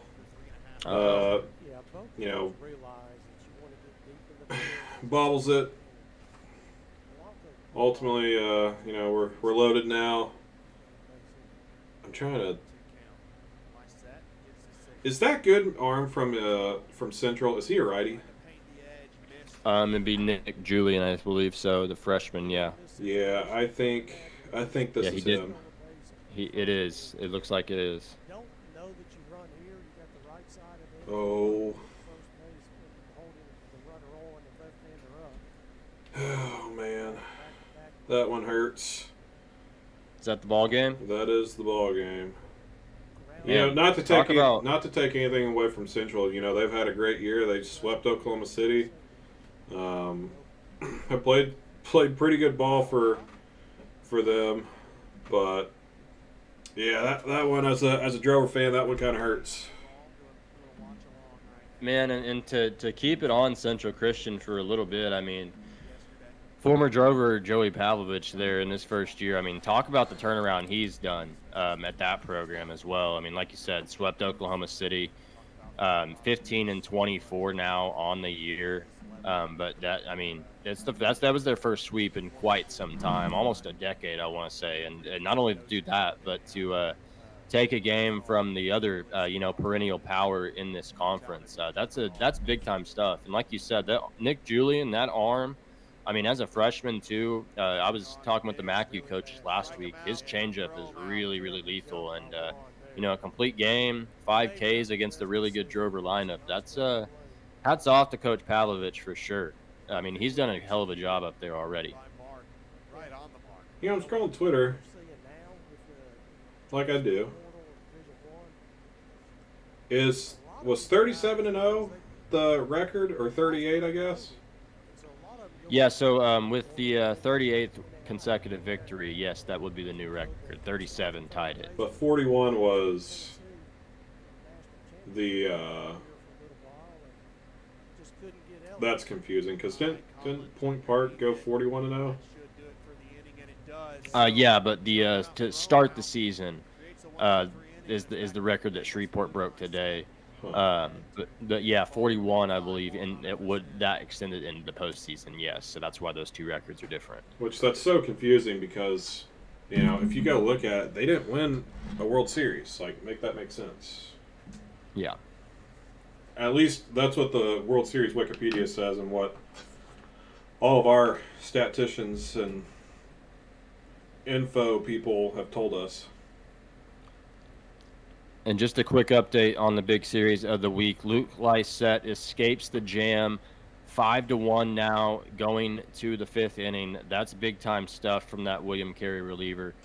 He's done his job ever since he's come into the game, and you gotta, I mean, you can't ask for a much better start from that. Despite just still being down 4 runs, like I said, this lineup with Ozuna, seeing them multiple times. Let's see if that can help him out. But Lysette's done a great job so far to this point.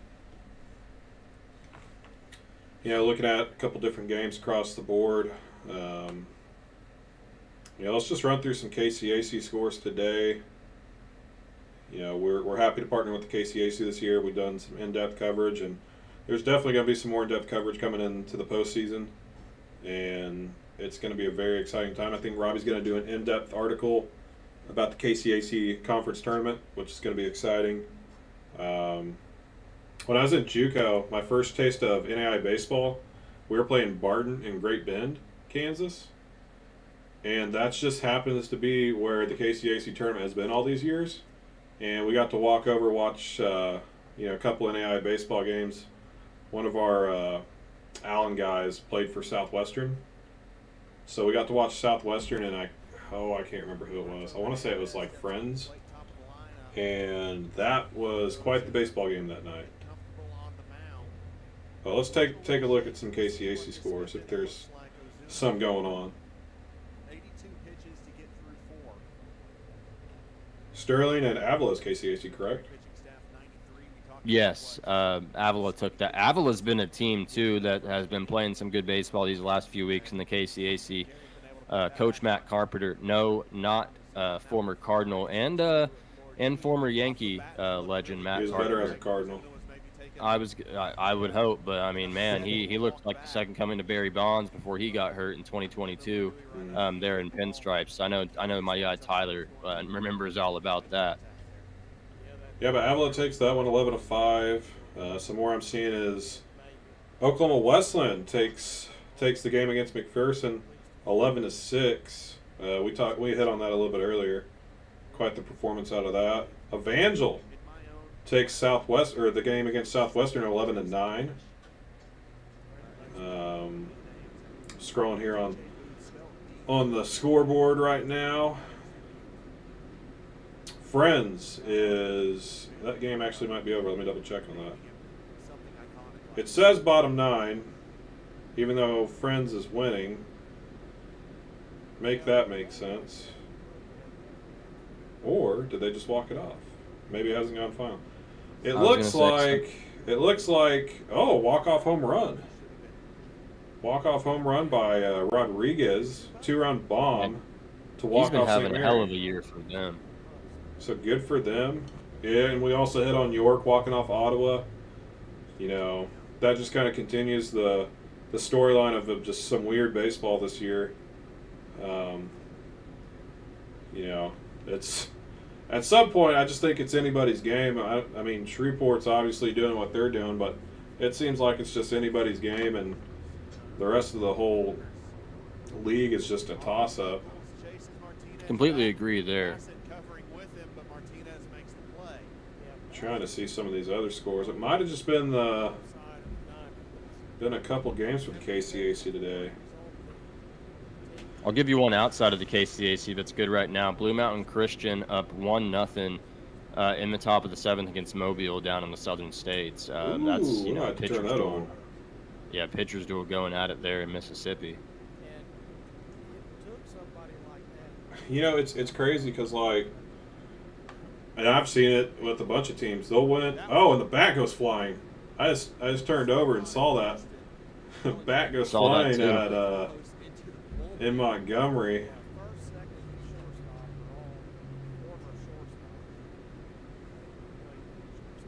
Alexander just lets the bat fly.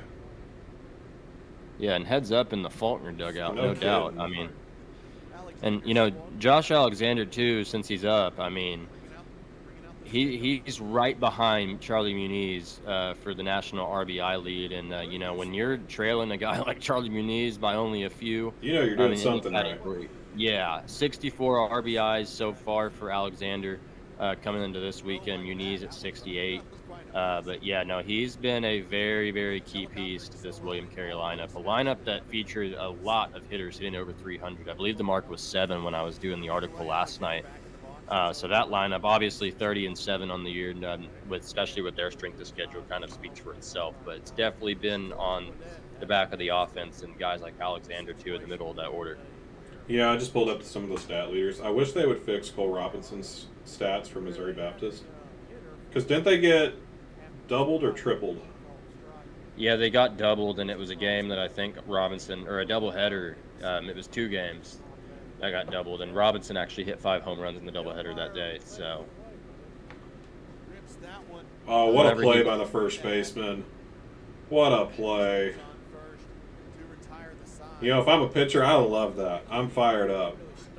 That was a great play by the first baseman there.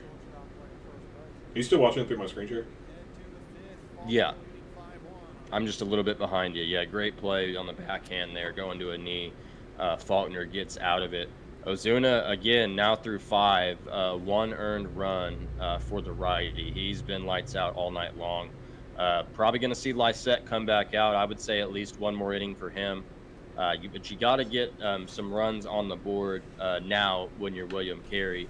Let's see if Lysette can hold this to another 0. It would be his 3rd straight 0 posted. But, Lysette's been doing a great job. Ozuna's been doing an even better job, too, holding this potent lineup at bay. But if you're William Carey, you're getting close now, about to be in the top of the 6 when you come back up to the plate. So definitely need to hang a 0 here in the field, and then give your team a shot to hopefully get to Ozuna and get to this Faulkner bullpen. At this point in the game, I might think that he might be burned for the rest of the weekend. He's at 43 pitches, but he has been. That's 43 pitches through 3 innings. Let's go check on the Faulkner starter. Oh, Faulkner starter's up to 93 pitches.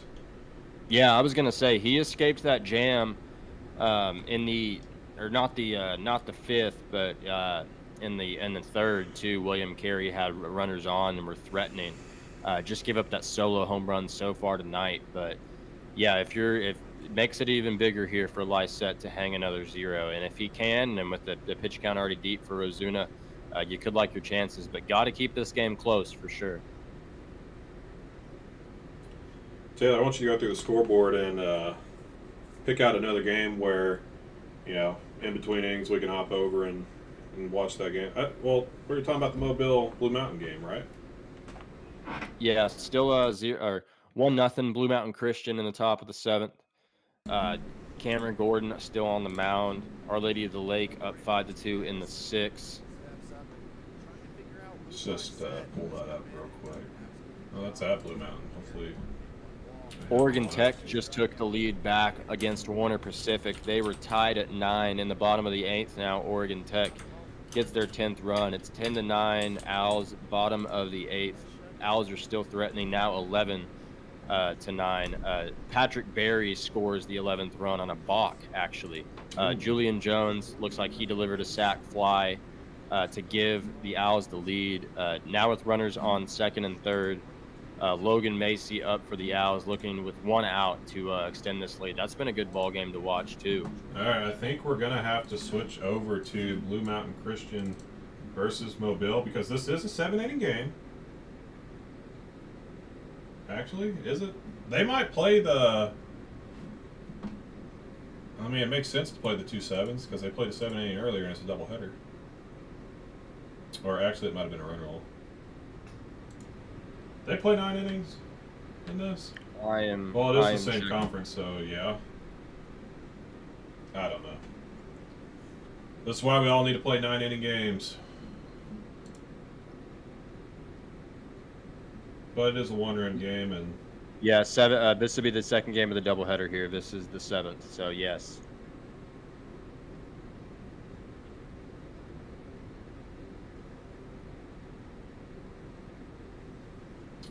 Let's take a look on what else is going around the league. Our Lady of the Lake at Texarkana, 5-2, top 6.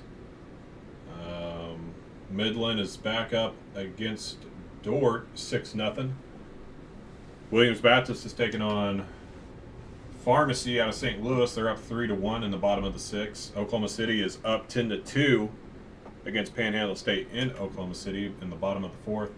Morningside is up 3-0 in the bottom of the 1st against Northwestern Iowa.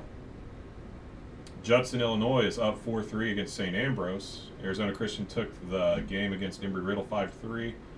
You just hit on Oregon Tech and Warner Pacific. Hope International 13-6 against Benedictine Mesa.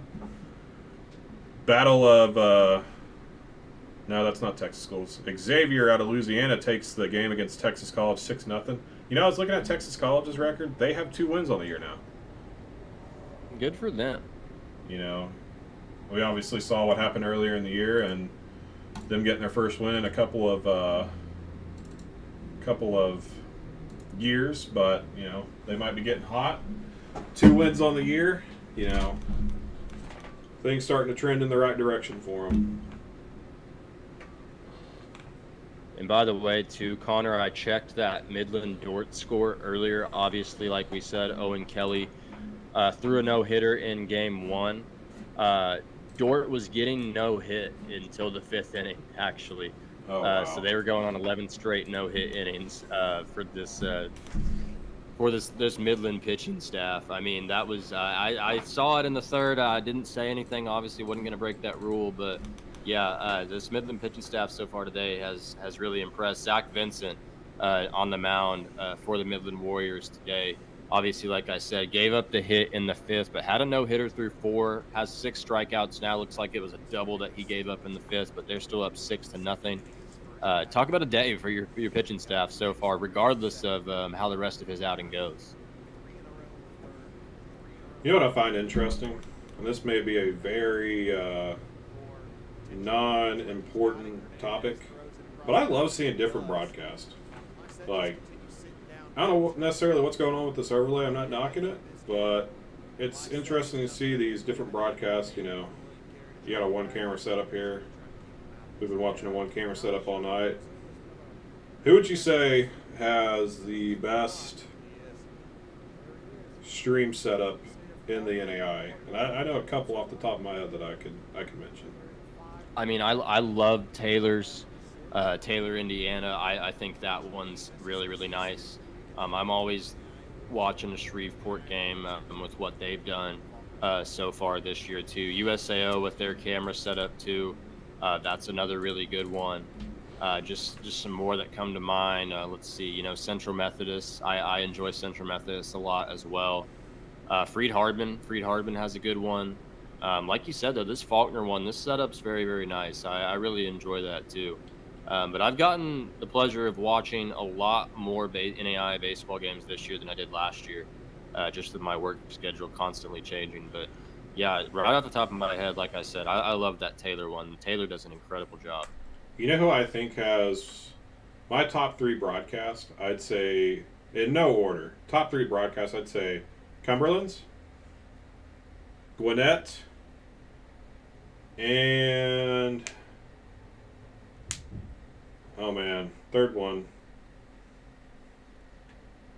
I like Free Hardimans. Free Hardimans is good. Campbellsville has a good one. Or no, not Campbellsville. Cumberland, Tennessee, yeah. I remember when Cole Turney was still there. Oh, I remember I tuned in, and I tune into a bunch of different games, right? And I tuned into the Cumberland game where he hit 4, I think, 3 or 4, and he hit a walk-off one that day too. That ball's hit to shallow right. God. For some reason, that looked like it was hit way harder off the bat.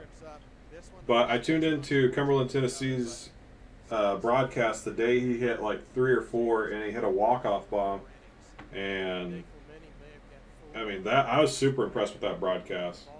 I mean, we saw what a couple weeks ago when we made Sports Center. yeah. I mean, Drew Dalton Akawumi. What? I'm gonna talk about that catch for the rest of my life. That was legit one of the best catches I've ever seen. I'll never forget calling you or called you. You didn't answer because it was midnight. I texted in the group and I get a phone call back immediately, and you said number 1 on Sports Center. Yep, that is correct.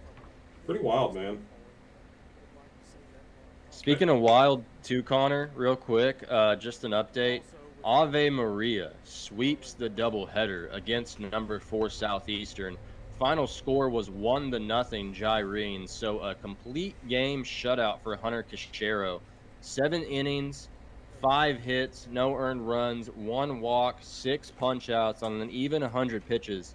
66 pitches for strikes, too, and they faced Aaron Robinson. That's a big-time arm at the top of the NAIA ERA leaderboard. So Ave Maria shaking things up even more already, as we've seen upsets almost every single day across the country. But, yeah, that's now New College of Florida at least earning a split in the Sun Conference Series against Southeastern. Now Ave Maria already after day 1 up 2-0 in the series.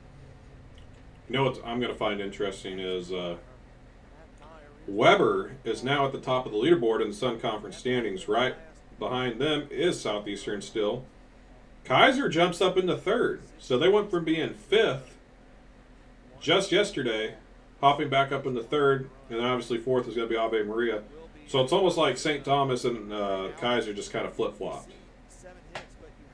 Yeah, and even, too, Weber right now taking on St. Thomas. Won last night with Blaine Huter shoving on the mound. Won game 1 today and are currently up 23-3 in game 2 on the Bobcats on the road. So Weber, oh my God. Weber getting some help today from Ave Maria, and they're taking care of business themselves as they're about to pick up a series victory with game 4 looming ahead tomorrow. God, talk about quite the day. Go back to the coaches poll that came out a week and a half ago, 2 weeks. St. Thomas was in that thing, right? I think they're like Yep. 22. So, I mean, I don't know. They've been kind of struggling the past couple weeks. They might be one of the teams that falls out in this next coaches poll. I don't think they were they in our media poll? St. Thomas was not in our media poll, but they were right there on they the were outside receiving looking votes, in. I believe. Yes. Maybe we need to start putting in our receiving votes on the graphic. But I would like to just say, we got a couple more people in here watching. If you're just now joining us, we are tuned into the NAIA Ball Big Series of the Week presented by the Show Me League. They got different numbers up there because they're going by the coaches poll. But we got William Carey versus Faulkner at Faulkner. And the top of the 6th, we're getting a new arm for Faulkner. Faulkner jumped on him early, scoring 5 in the first 2 innings. William Carey ultimately got 1 on a solo shot. And we've just been kind of sitting here hanging out. talking about NAIA baseball, talking about some Major League Baseball, kind of just sitting here enjoying some games on a Friday night. And, I mean, I couldn't think of another or a better way to sit here and enjoy a Friday night. Obviously, if I was in college, I'd probably have a different opinion on that.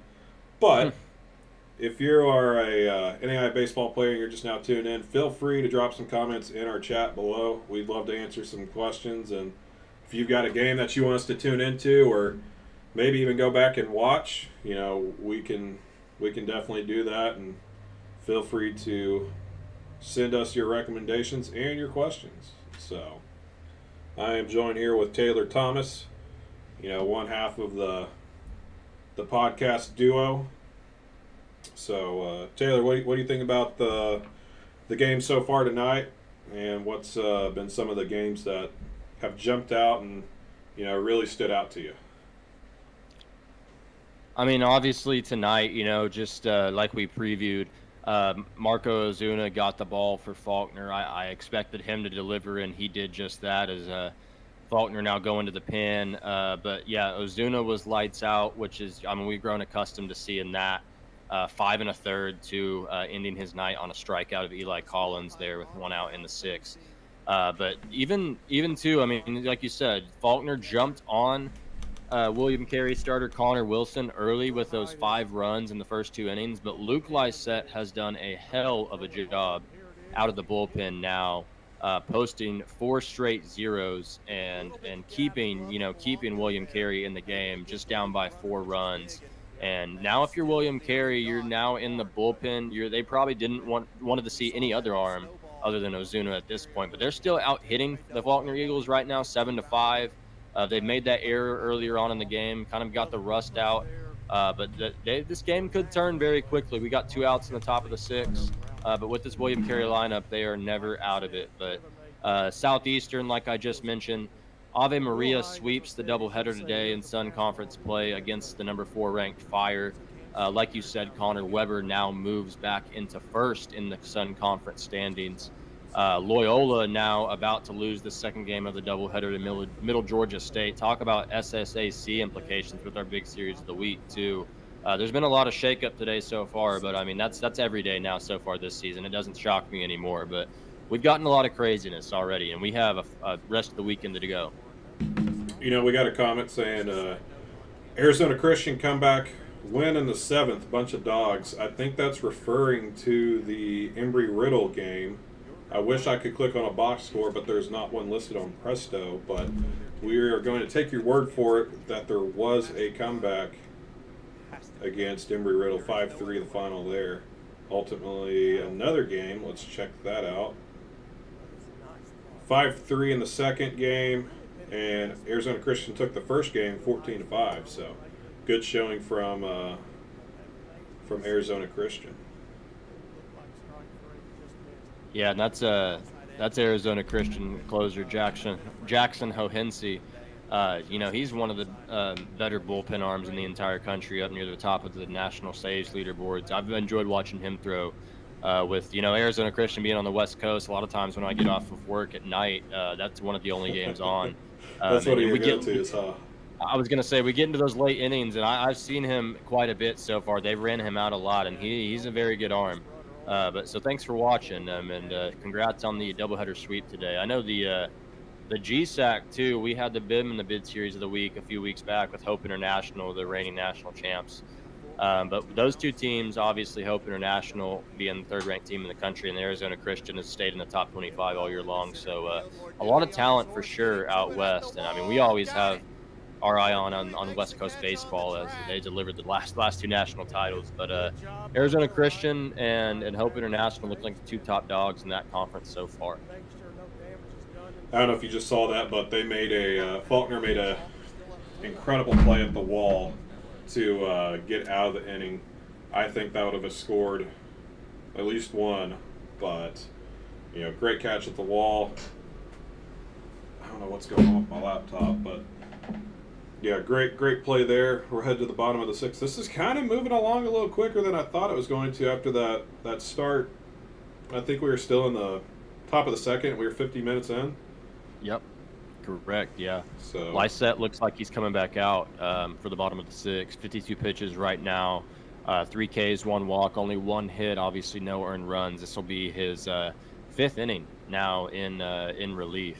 Or excuse me, 4th inning, sorry. you know, I respect the relief pitchers. I was a starter in high school, and obviously that didn't transition to college, but I respect all the relievers. It's you got to be a different breed to be a reliever, so much respect to all the relievers out there watching, and just in the game in general. But Taylor, can you check on that Blue Mountain score for me? I want to see where they're at in that and see if we need to switch back over. Yeah, absolutely. And while I'm doing that too, I was just looking at the box score. Ave Maria in that doubleheader sweep today, Connor, 2 one-run ball games, but holding the Southeastern lineup, obviously the complete game shutout in game 2, but just 1 run in the 2 games today. I mean, that is a big, big time performance against a really, really good lineup. 2-0 now, Blue Mountain Christian, top of the 8th. So the Toppers get a run to give them some more insurance. Cameron Gordon now back out on the hill for the top of the 8th. 7 innings, no earned runs, 5 Ks, just 3 walks right now. He's only at 91 pitches, so probably looking for 1 more. A single to third in the bottom of the 7th gave Blue Mountain Christian that 2nd run. Hayden Redding scored that run. He scored both runs tonight. Hayden Redding, too, is a guy that I see on the national leaderboards. He's approaching 40 steals already. And he did that last year, too, for Blue Mountain Christian. I mean, he was running all over the place and has done that yet again so far this year, and obviously tonight. You know, I'm about to throw up a tweet on the Twitter, letting everybody know that we're still live. This is kind of nice. It's kind of just a little watch party. Get to sit here and watch some NAIA baseball.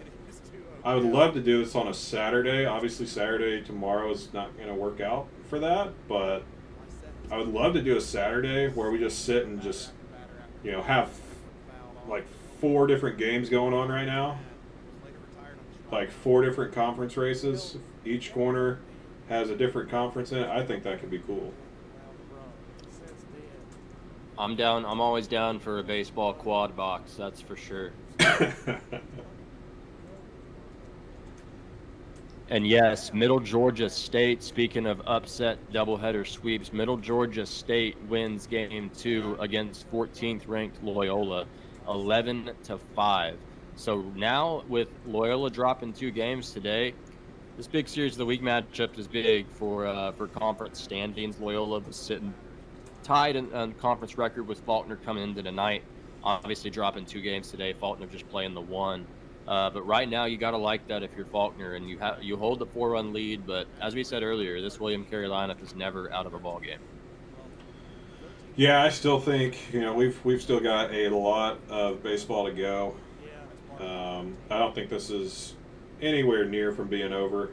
1 bad inning from a reliever is, it's going to put William Carey right back into this, or it's 1 bad inning away. Maybe they pull the guy they got now. Maybe he doesn't have, his best day. Faulkner might extend this to, a 10-1 game. It's 1 inning away from being a really good ball game, or us possibly switching to something else. Yeah, no question about it. I mean, obviously the no-hitter already today. Just looking at some more scores here, we mentioned, Nelson winning a wild one in game 2 against the 16th ranked Macu Evangels. Game-tying grand slam in the 7th. CJ Rincondo walk-off single in the bottom of the 9th gives Nelson a big Sooner Athletic Conference Series victory. Goshen taking down the Taylor Trojans. So already we've had 5 upsets in the top 25, or excuse me, 6. I'm really not good at math. 6 top 25 upsets today. What was it a few weekends ago, Connor? I want to say 17 upsets total in the top 25 that one weekend. If you give me 2 seconds, I'll find out, because I think we posted I know it was that. 12. I know it was 12 separate top 25 upsets on the first day. Let me go back and look. That wasn't too long ago. No, I believe almost a month ago now. maybe 3 weeks. It was actually a month ago yesterday. So There we go. it was 1, 2, 3, 4, 5, 6, 7, 8, 9, 10, 11, 12, 13, 14, 15. 15 upsets in 1 week, which is just absolutely insane. That's incredible. Yeah. But honestly, like, you know, we're not biased here by any means, and we love to always root for the underdog. I think it makes for a good story. Obviously, we have friends and, you know, big supporters from different schools, but always love to see, you know, an upset, an underdog win. It always makes for some good content. And it's kind of delivered every single day so far. I mean, even in the midweeks, we've seen a lot. You know, with Oklahoma Wesleyan coming to mind, they were one of the last remaining undefeated teams. Obviously, Southeastern was as well. We just talked about them today. Man, it's been a really, really hard year to predict, no doubt, as we get a great play by the William Carey third baseman. Luke Lysette, now 4 scoreless innings of relief, 63 pitches. To the top of the 7th, William Carey still down 4, but now in the bullpen. Let's see if the Crusaders can do it. Luke Lysette's done his job. This is all you can ask for. I mean, he's been lights out like he has been all year long tonight against a really good lineup on the road. So William Carey not out of it yet, but now with the bullpen in, you got to like your chances here for the Crusaders, as I know this offense can really go. And like you said, Connor, a few bad pitches here and a few batters you can possibly see a situation with the game tying run coming to the plate. But, you know, 9 outs to work with for the Crusaders. This has been a pretty good game so far. Faulkner getting those 5 early runs, but after Lysette came in, he's been nails. You know what, I'm kind of, you know, I always have this thing where I try to jinx games. And I think we're going to have extras tonight. Let's just throw that out there. Is that a hot take? Can we classify that as a hot take? Honestly, with the way this season has gone, nothing shocks me anymore. It's kind of like what I say with the weather in Oklahoma. Nothing shocks me. So yeah, I could definitely see it happen. And honestly, anything can happen. I mean, we've got 9 outs to work with. You're in the pen. I wouldn't say you got to the Faulkner starter as early as you'd like if you're William Carey, but still getting him out of the game with at least, with 4 innings to play. That's not bad considering that game could have gotten out of hand really, really quickly. You know, Taylor, this got me thinking. It was the Kingsport Regional last year that had such a extra inning game. I can't remember what inning they went into. But that's how the Waffle House conversation started, correct? Yes, correct. On the Southeastern Sports Network. I don't know why, but this is giving me that type of vibes, and I cannot wait for the opening rounds. I kid you not, there's no feeling like it. Everybody's playing their tail off to just play another day of baseball, and you get awesome storylines like Waffle House and extra inning ball games like that. That was quite the regional last year, by the way. Oh my gosh, yeah, absolutely. I mean, Weber going in there, Columbia, obviously, you know, Tennessee Wesleyan too. That one was really, really fun to follow, no doubt about it. And I mean, with the AAC putting 2 of the Final 4 teams into the World Series last year, I mean, you kind of expect that yet again. And obviously, the story of the season so far has been the Johnson Royals with Dave Serrano at the top of the AAC standings right now. That conference is going to get even tougher with their emergence. Obviously, Bryan today. Bryan played Reinhardt close before the Eagles were able to pull away late with a 4-run 7th inning. But yeah, no, that region, especially once playoff time comes around, it seems to always deliver some electricity. 100%. I'm trying to think some of the other really good regionals that happened last year. Obviously, I got to go up to Nebraska after I went on the record during our Who's In, Who's Out and said, please don't send us to Nebraska. Well, they sent us to Nebraska, and it wasn't terrible, but, you know, I knew who we were getting. I knew Southeastern was going there, so. You know, nobody wanted to play against Southeastern in that pitching staff last year, but Oh gosh. it was pretty impressive to see them in person, though.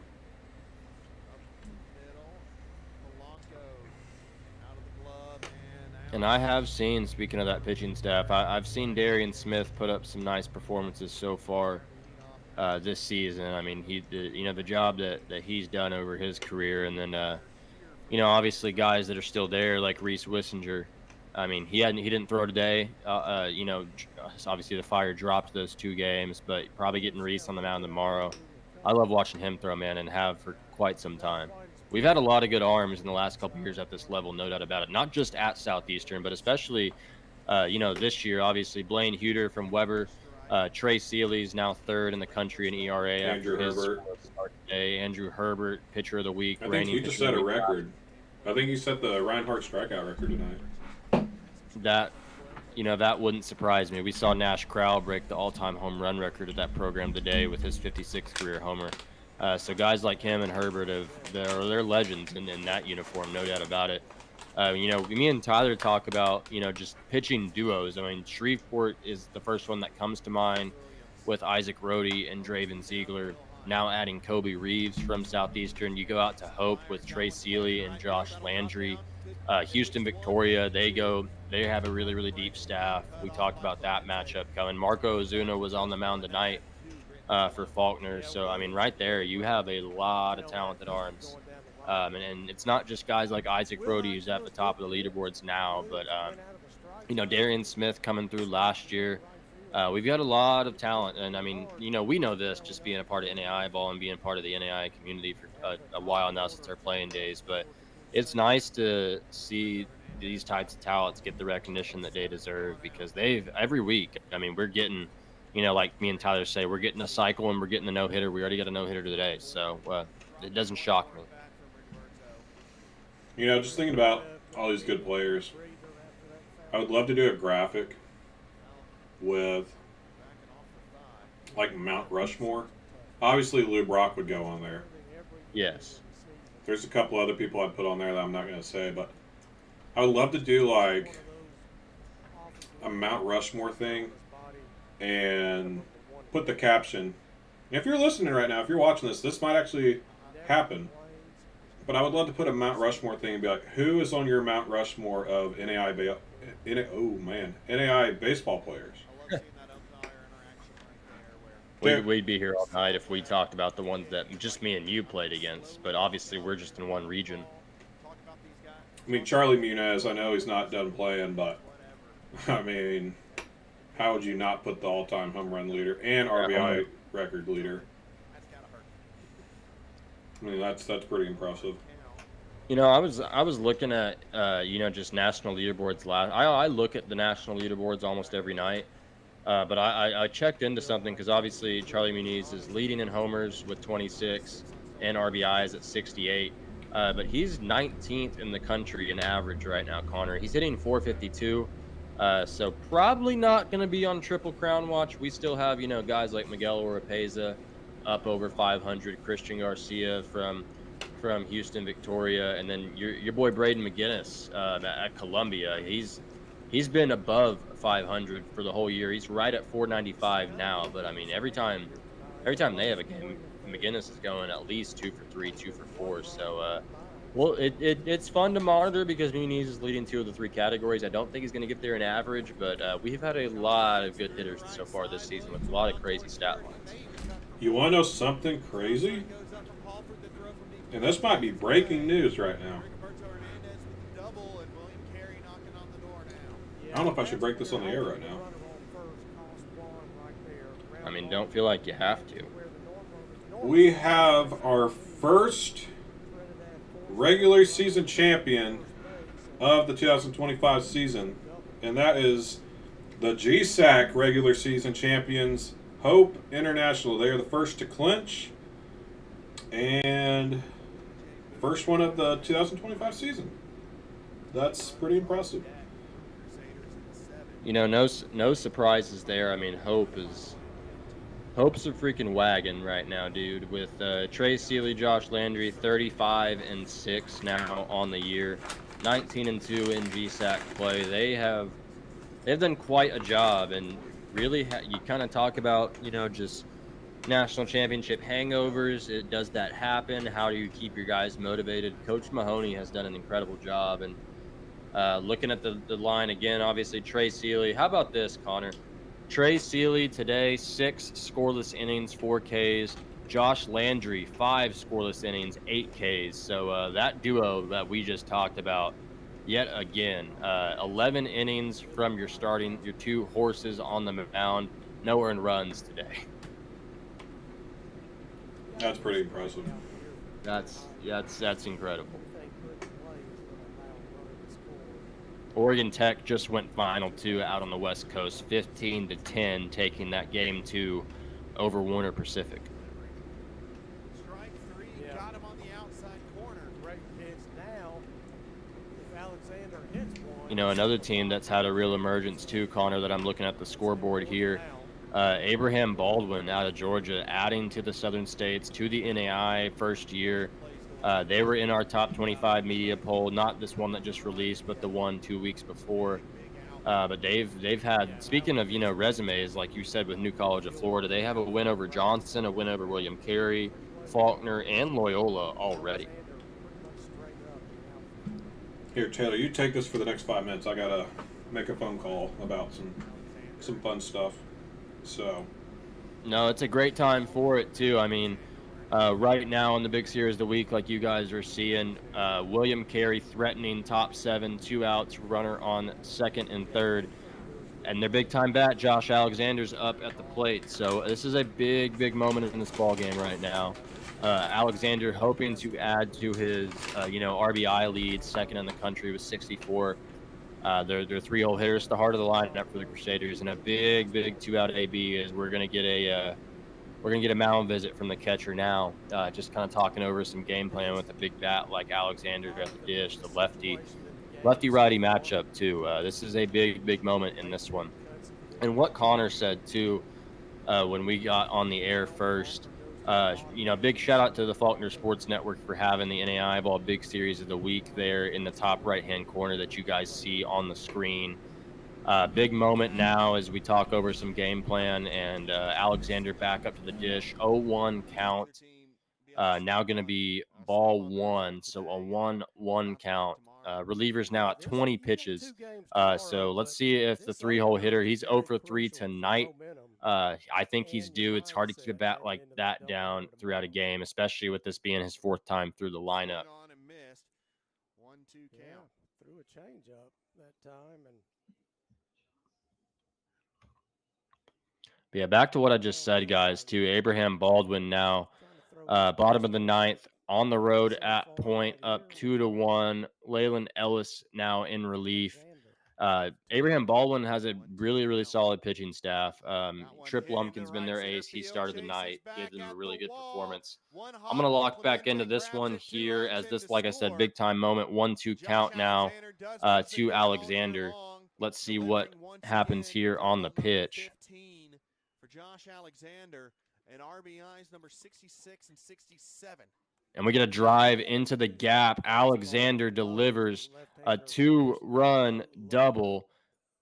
That's now RBIs number 65 and 66 on the year. So that cuts it to a 2-run ball game, ladies and gentlemen. 5-3 now, 2 outs. Tying run is all of a sudden at the plate. So down for quite some time, but like I said earlier, William Carey had been out-hitting Faulkner coming into this inning. They added 3 more hits, now out-hitting Faulkner 10-5, left quite a few runners on base, and that's a credit to Marco Ozuna, the Faulkner starter. But now in the bullpen, that's a big 2-out swing for their guy, Josh Alexander. And now you got your cleanup hitter, your 4-hole up, and Preston Ratliff, who's 2 for 3 on the night. Tying run at the dish can change this ball game with just one swing. This is a huge AB for the rest of this game, and even to cut into this deficit, make it a 2-run game with still the 8th and the 9th inning left to play. Let's see what happens here. I told you this was going to be a close game. Ball 1 on the slider now, Connor. Like you just saw, Alexander stepping up, 2-strike, 2-out, double to the wall, scoring 2. yeah, this William Carey lineup's not going to be out of it for long, and that was big to get the bullpen in the 6th inning. Yeah, they, you're going to get your ace or your best. You're going to face their best pitcher night one. It's Friday night under the lights. It's going to be ace versus ace, or in these circumstances, they might have two guys that are just top of the lineup and their go-to arms, but they got through the first guy, they got through their starter, and now they're into the bullpen. And like I said earlier, they're one bad inning away from making this a close game, or Faulkner just kind of busting this thing open. But as you saw, I mean, it's a 5-3 game. I know William Carey was not going to go down, and they were going to try to fight back, and they're doing that just now. And like you said, tying run at the plate. I don't think this thing's far from over. I think this is, like I said, we might have some extra innings. I would love some extra innings. We might get some NAIA ball after dark. I don't have an over. Completely agree. And full count now too. After working up 3-0 in the count is Preston Ratliff now at a full count. Big time pitch here. I'm probably a little bit behind you. You are. But for me on this screen, looks like the pitch is about to be delivered. And that's a big time punch out on the breaking ball away. But still, William Carey, you got to like that inning. That's a good inning for the Crusaders. Finally getting some runs on the board, getting those runners in scoring position and getting them home is Josh Alexander. 5-3 now. Lysette back out for the 7th? I think so. I think he's thrown this long. I think you got to stick with him until he gets in trouble. But, I mean, he's showing that he can get out of tough situations, and until I see a real problem, or if I see him getting really tired, I'm rolling with him for as long as I can. Agree. But we do have some more people in here as of right now, so if you're just now joining us, we're in the bottom of the 7th. William Carey versus Faulkner, the NAIA Ball Big Series of the Week presented by the Show Me League. If you guys have any questions regarding this matchup, postseason baseball, or just NAIA baseball in general, feel free to drop us a comment down in the chat below. We'd love to take some questions and pick your brain about different things. So feel free to put something in there, and we'll be sure to get back to it and talk about it live on air. So got us a good ball game. Taylor Thomas joined with me, one half of the NAIA Ball podcast. Robbie and Tyler taking it easy tonight. Probably knocking out some scores here and there, but we're just sitting here, hanging out, having a good time, watching some NAIA baseball, an elite matchup between Faulkner and William Carey. And, I mean, what's a better way to spend a Friday night than watching some NAIA baseball, especially a top 25 matchup? And real quick, too, when we're in between innings, going out to the West Coast, how about this score, Connor? La Sierra, speaking of, teams that have been knocking on the door at the top of the Cal Pack, La Sierra walks off Westcliff 17-16. 14 hits for La Sierra, 13 for the Westcliff Warriors. Only 4 combined homers, too, in this one. Big time day from La Sierra. 6 RBI performance from Ethan Gibbs. 3 for 4 on the day, 2 bombs. I mean, that's a crazy box score right there. I would put that in the top 10 box scores that I've seen this year. The number 1 box score I've seen was that Tabor and Oklahoma Wesleyan game at Tabor with the wind blowing out. I don't know how many home runs were hit that day. I believe 20. I mean, that's just unreal. That's more than, oh God, then I don't even know what to say about that. That's impressive, just crazy, lucky. I don't know. It's absurd. That's the word I'm looking for. Is there big moment here. Is there any other games going on right now that we might want to check Really, out? just a few ones out late. Morningside and Northwestern Iowa. Northwestern Iowa is up 4-3, bottom of the 2nd. Oklahoma City up 11-4 in the top of the 6th against Oklahoma Panhandle State. Williams Baptist and Health and Science Pharmacies tied at 5 in the bottom of the 7th. Midland 8-3, bottom 7, looking to close that one out. Our Lady of the Lake in the Red River up 10-3 over Texas A&M Texarkana, and Mobile has tied it in the top of the 9th, 2-2 now. Interesting. We might have to. Oh, and that ball is hammered. I think it's going to be caught. You know, as I'm looking at these stats and different games on my laptop, I've got my two screens on my other computer just pulled up, and I'll see a ball launched into the night, and it's that one looked like it was hit pretty hard, but it was caught in center field. So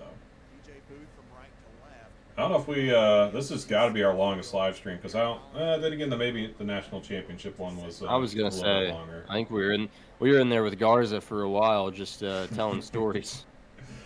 Oh man, I'd love to get Garza on to tell the lemonade story about Robbie, even though I have him tell that every time I see him, and I don't know if Robbie's listening, but we might have to do a little mic'd up video whenever Tex West comes to town next week.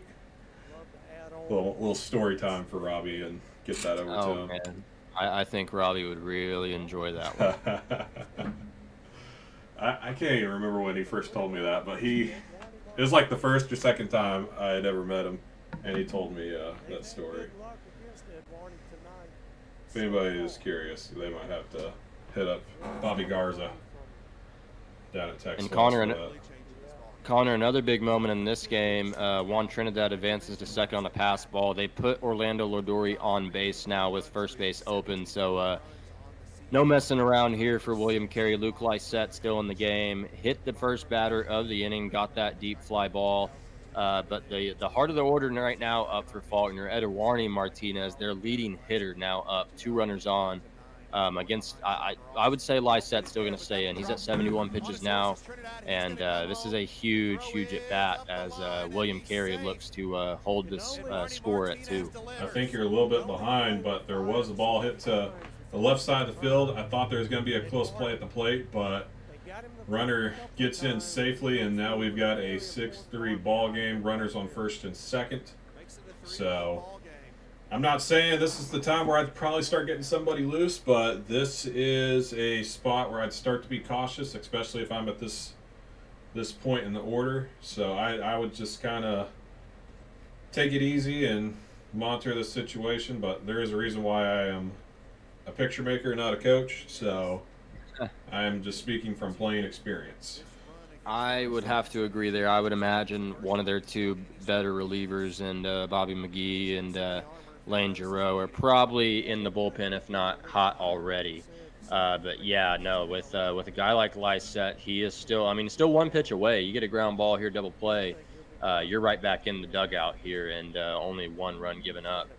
Could have been a lot of momentum swung on that. Eduardo Martinez has been a guy that's, up near the national leaders. I believe he's hitting 417. Obviously, 17 home runs leads the team, and is 5th in the country at that. So a big-time swing from him there on the single, but keeping him in the yard is definitely a task that's easier said than done, as looking at those home run numbers so far. And if he had delivered a big swing right there, this game could have been over in a hurry. I think we're going to get a mound visit here.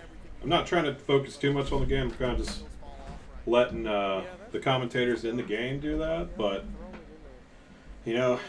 kind of thinking the same as what this pitching coach might be thinking. Is it time to go to the pen? Is it time to just let them work out of this inning and get somebody fresh going into the 8th?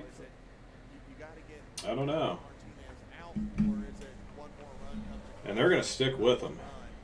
I actually really like that. Give the guy a chance to get out of it. And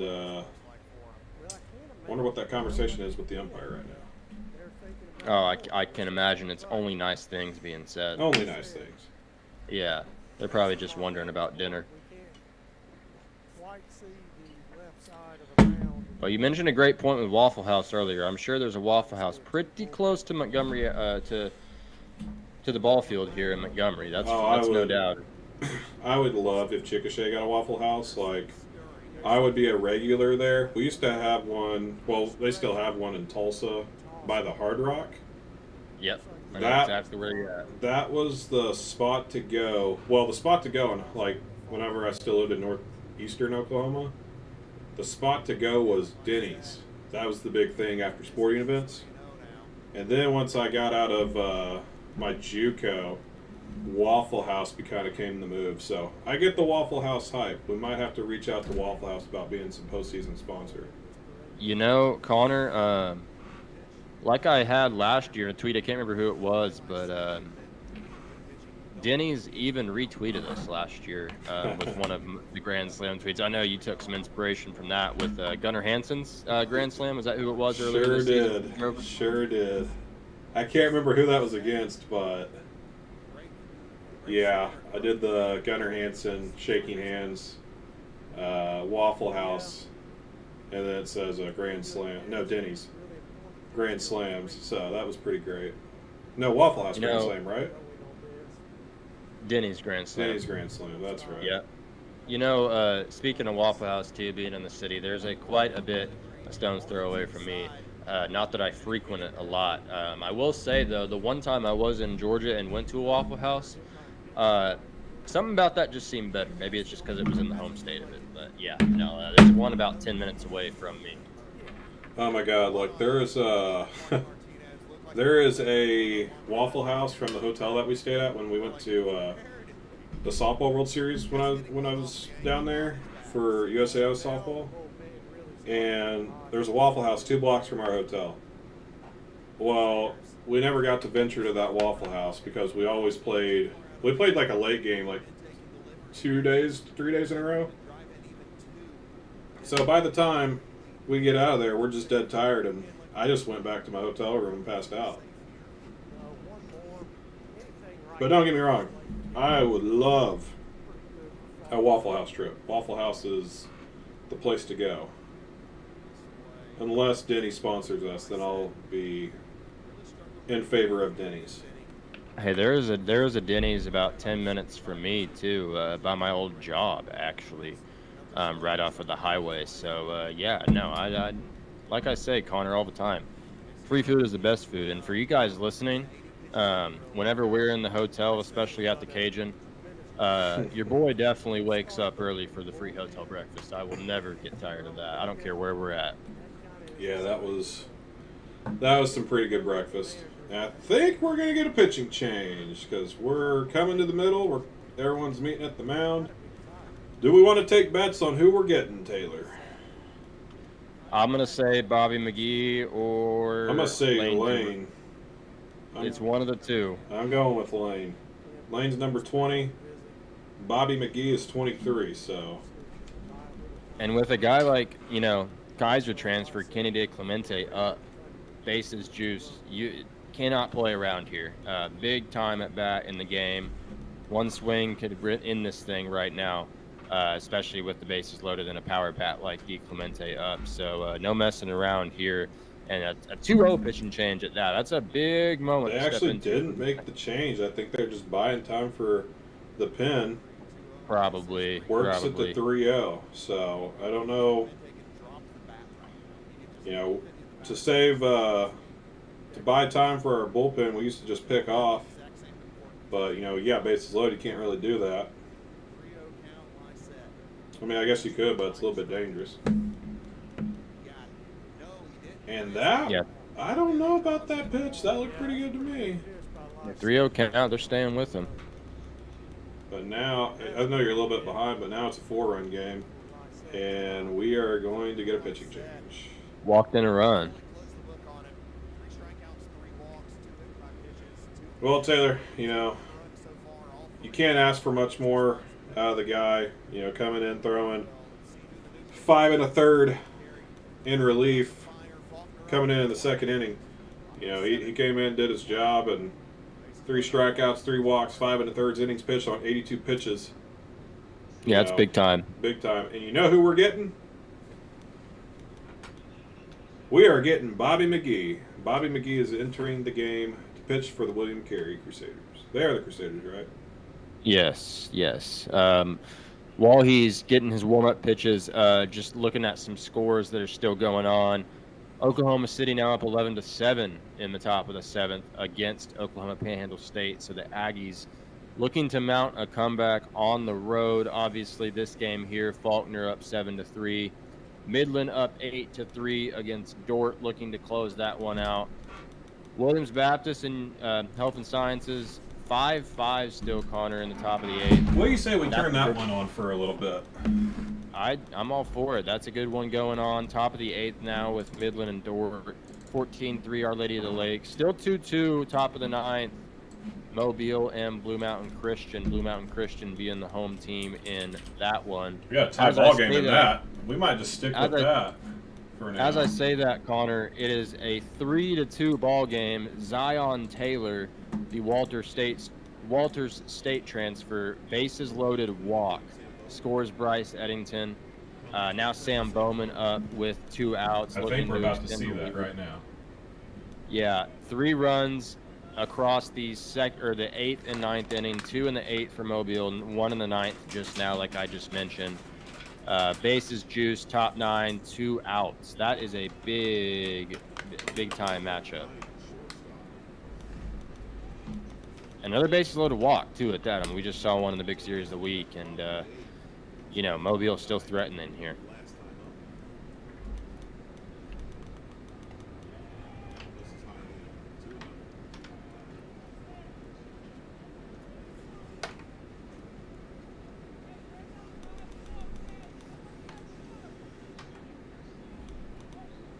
Yeah, I'm curious to see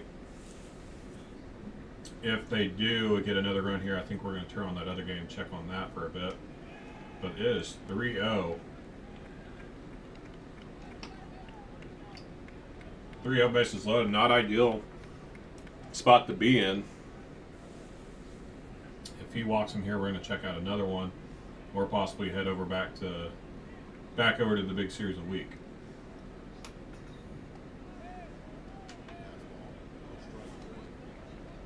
It's kind of a late call by the umpire. You do your thing, man.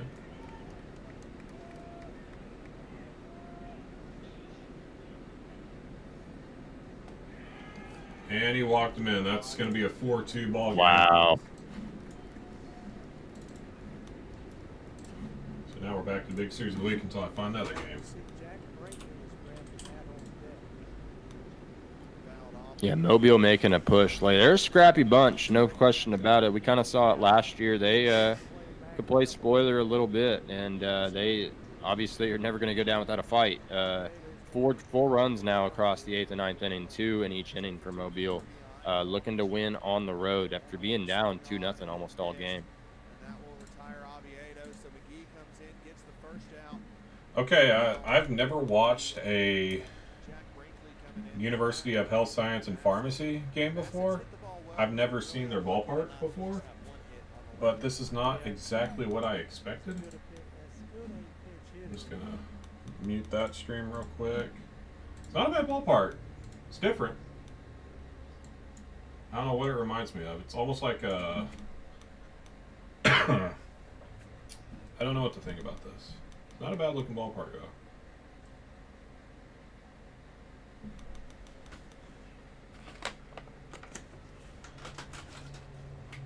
Not bad at all. I like all the banners on the outfield wall. That's a nice touch. I was just about to say I'm a big time, big old school guy there, so I definitely agree with you. Almost gives some Legion ball type look.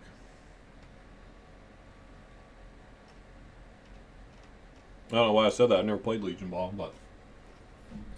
And I'm not saying this because it's against the Astros, Robbie, if you're still in here, but MLB news, Connor, and stuff you just really love to see. Mike Trout, 6 home run on the year already.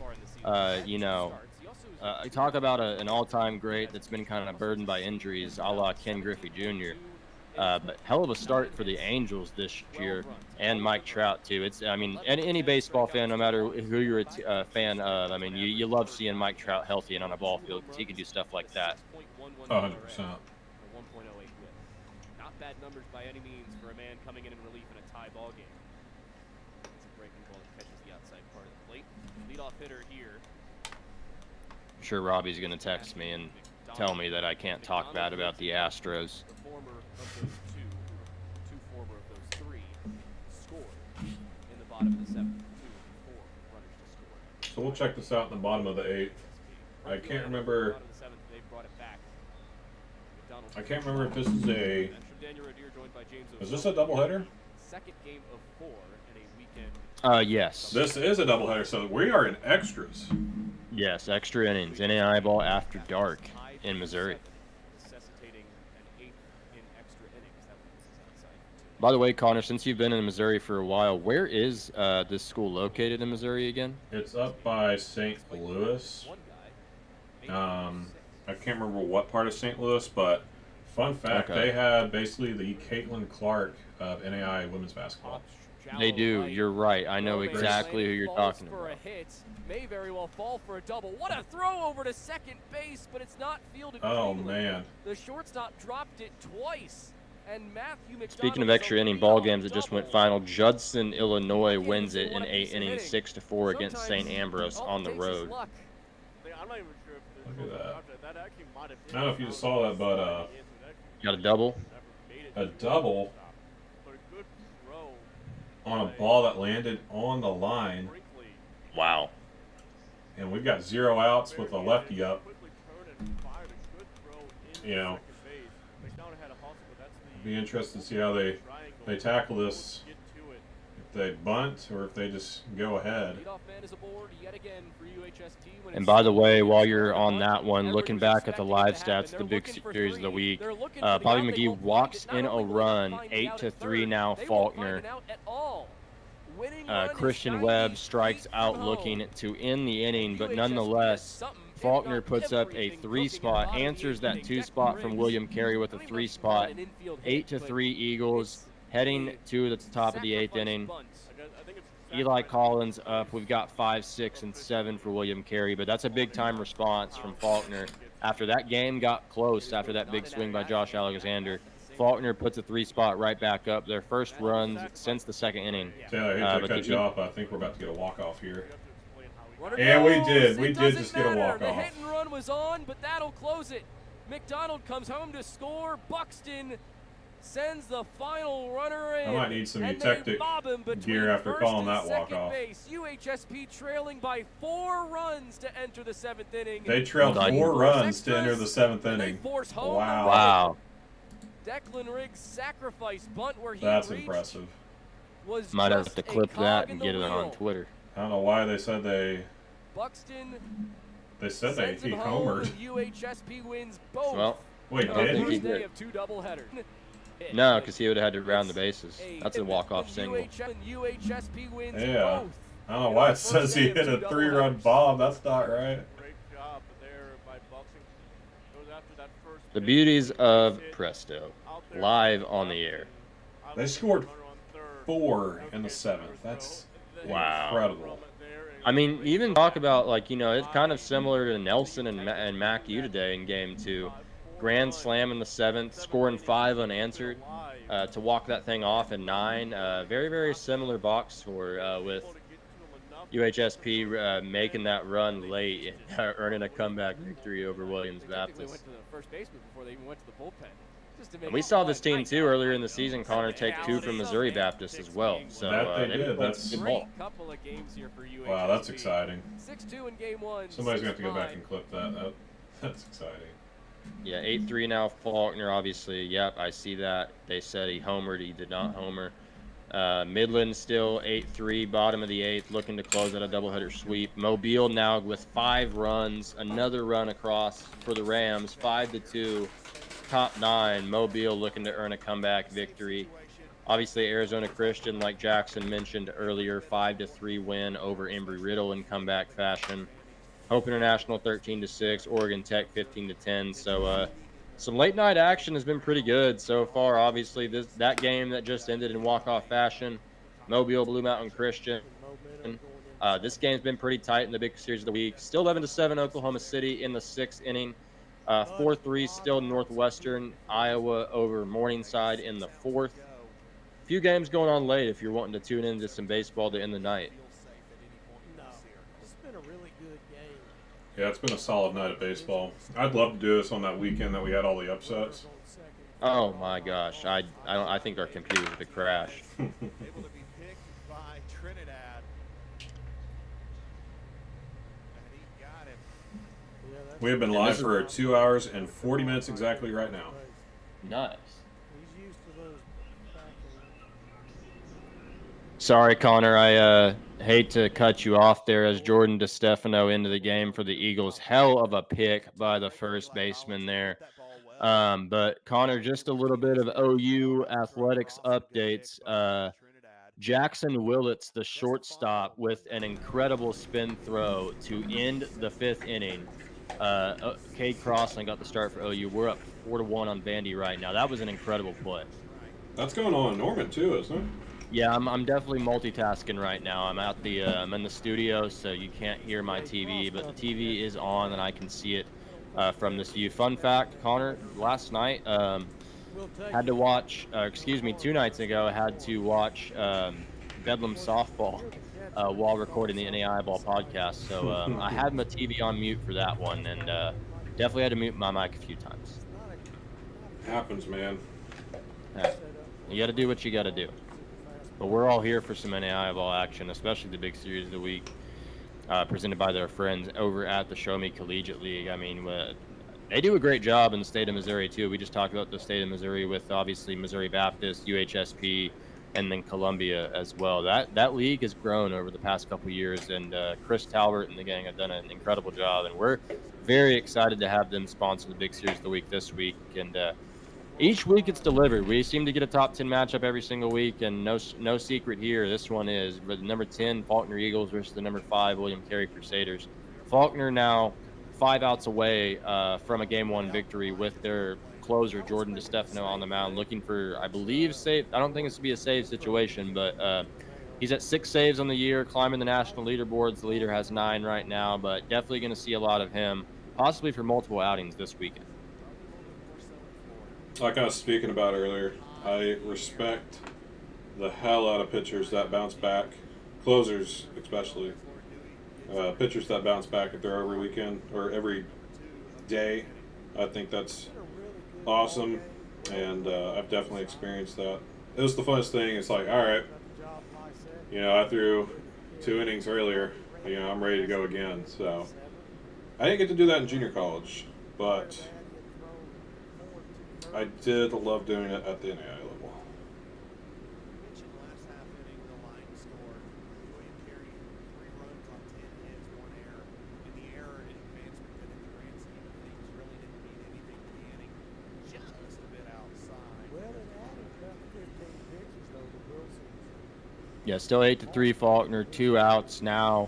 DeStefano looking to put up a big 0. And, when you you know this too, Connor, but when you add runs like Faulkner just did with that 3 spot, you want a 1-2-3 inning and get right back in on the offensive side as they hope to make this bottom of the 8th their final trip to the plate tonight. But great job so far for these first 2 batters by Jordan DeStefano. He is pounding the zone, and it's kind of what you want to see up 5 runs right now.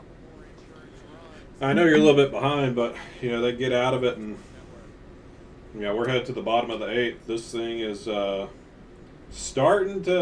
Carey's starting to run out of time. They've only got 3 more outs to them. Hopefully, well, I shouldn't say hopefully. If for them, they're hoping to keep them right here and hopefully go put up 5 to at least give them another inning. But I will say hopefully, because I want some extra inning baseball. I need some extra inning baseball here on this Friday night, and let's. I think, what was it? LC State and Oregon Tech played like the longest game of the season last weekend. Yeah, 17 innings. Oh my goodness. I mean, I couldn't imagine being a closer and going in to keep the game where I need to, and I throw 3 innings and I'm done for the day, and then I gotta wait and watch basically another game. I would love to know the time of that game. We want to take bets on it before I look it up? I think it was like 5.5 hours, honestly, Connor. God. I want to say it was game 2 of a doubleheader. That's incredible. You want to know a fun fact? Oh, what's going on here? Why do we got a black screen? Did our camera battery die, Carter? It's okay. We're still listening. We're still watching. But whenever it was my first year at Columbia, we played up in Kansas City, up in Wichita, and we played Northwestern out of Iowa, I believe, and we played 2 games one day, or a doubleheader the first day, doubleheader the next day, right? Or it might have been a single then a doubleheader. I can't remember. But the field over from us had the good old-fashioned triple header. We had a triple header going on that day. I love that. Is that not impressive? All right, we might have to find another game if we're gonna. I was just about to say. All right, let's find us a game here. We're gonna refresh. 5-run lead though for Faulkner. You like their chances here with Jordan DeStefano on the mound. Oklahoma City now 3 outs away in the top of the 7th. Northwestern Iowa 4-3, like you just said, Connor, against Morningside. 8-4 now. Midland, Our Lady of the Lake goes final 14-4 over Texas A&M Texarkana. Bottom of the 9th in Mississippi. Blue Mountain Christian down 5-2 now. 1 down, runner on first base. Let's watch this Dork game since, technically we're not allowed Whether to you're watch. a farmer. Whoa. We're technically not allowed to watch the Oklahoma City broadcast because it is paywalled. Correct. So let's just queue up this Dort and Midland game. I actually got to go up to Dort's University 2 years ago for baseball or basketball. Oh, you want to talk about a machine they have for basketball. I mean, their women's program is elite of the elite. This is not a bad broadcast. Honestly, I mean, even... Oh my God. Are we paywalled? No, we dropped the ball in the infield. Oh, man. But that's okay. That's okay. They are up 8-4. I thought the pitcher was going to get it, and I was going to have a chance to say pitchers are athletes, but... Pitchers are athletes. I'll still stick to that. Pitchers are athletes, but sometimes we want our infielders to have some glory, so... No, but Dort's athletic program too. Their men's and their women's. Obviously, the women's won the national championship this year, but their men's team was ranked in the top 15, I believe. I know that because Oklahoma Wesleyan on their run to the national championship game, the national runners-up, that is, they went into Dort and won to the advance to the Sweet 16 in Kansas City. So that was fun to watch, and that Dort crowd. I know. All guys listen to this, but your baseball team typically makes up the rowdy bunch in the NAIA basketball student section, no doubt about it. The Dort baseball team was very well represented at that one. That atmosphere looked electric. I really wanted to go up and watch that. I think that's definitely a bucket list thing, is to go up and watch that tournament. Absolutely. I think that'd be really cool. I would love to go watch the football national championship. Oh my gosh, yeah, absolutely, no doubt about it. Now, but with a place as historic as Municipal Auditorium in Kansas City, that is right up my alley, that's for sure. Oh yeah. Okay, here's a bucket list. Give me your top 3 bucket list national championships in the NAIA. Top 3, I think, obviously just me not going to Lewiston yet to the World Series. That's obviously at number 1, just being baseball. But definitely basketball, really men's and women's. I like that setup that they had in Iowa this year. And then obviously the football national championship too. But, I've been to the softball World Series. That site's really nice in Columbus, Georgia, former home of USA Softball, which is now in Oklahoma City. I definitely would say, obviously, Harris Field in Lewiston, Idaho for baseball. Then right behind that would be Municipal Auditorium in Kansas City, and then football. I'd have to agree with you. I mean, I got to go out to Lewiston for the opening round. It was an incredible experience, but I would love to see the World Series there. I think it's just getting to see everything happen, I think would be incredible.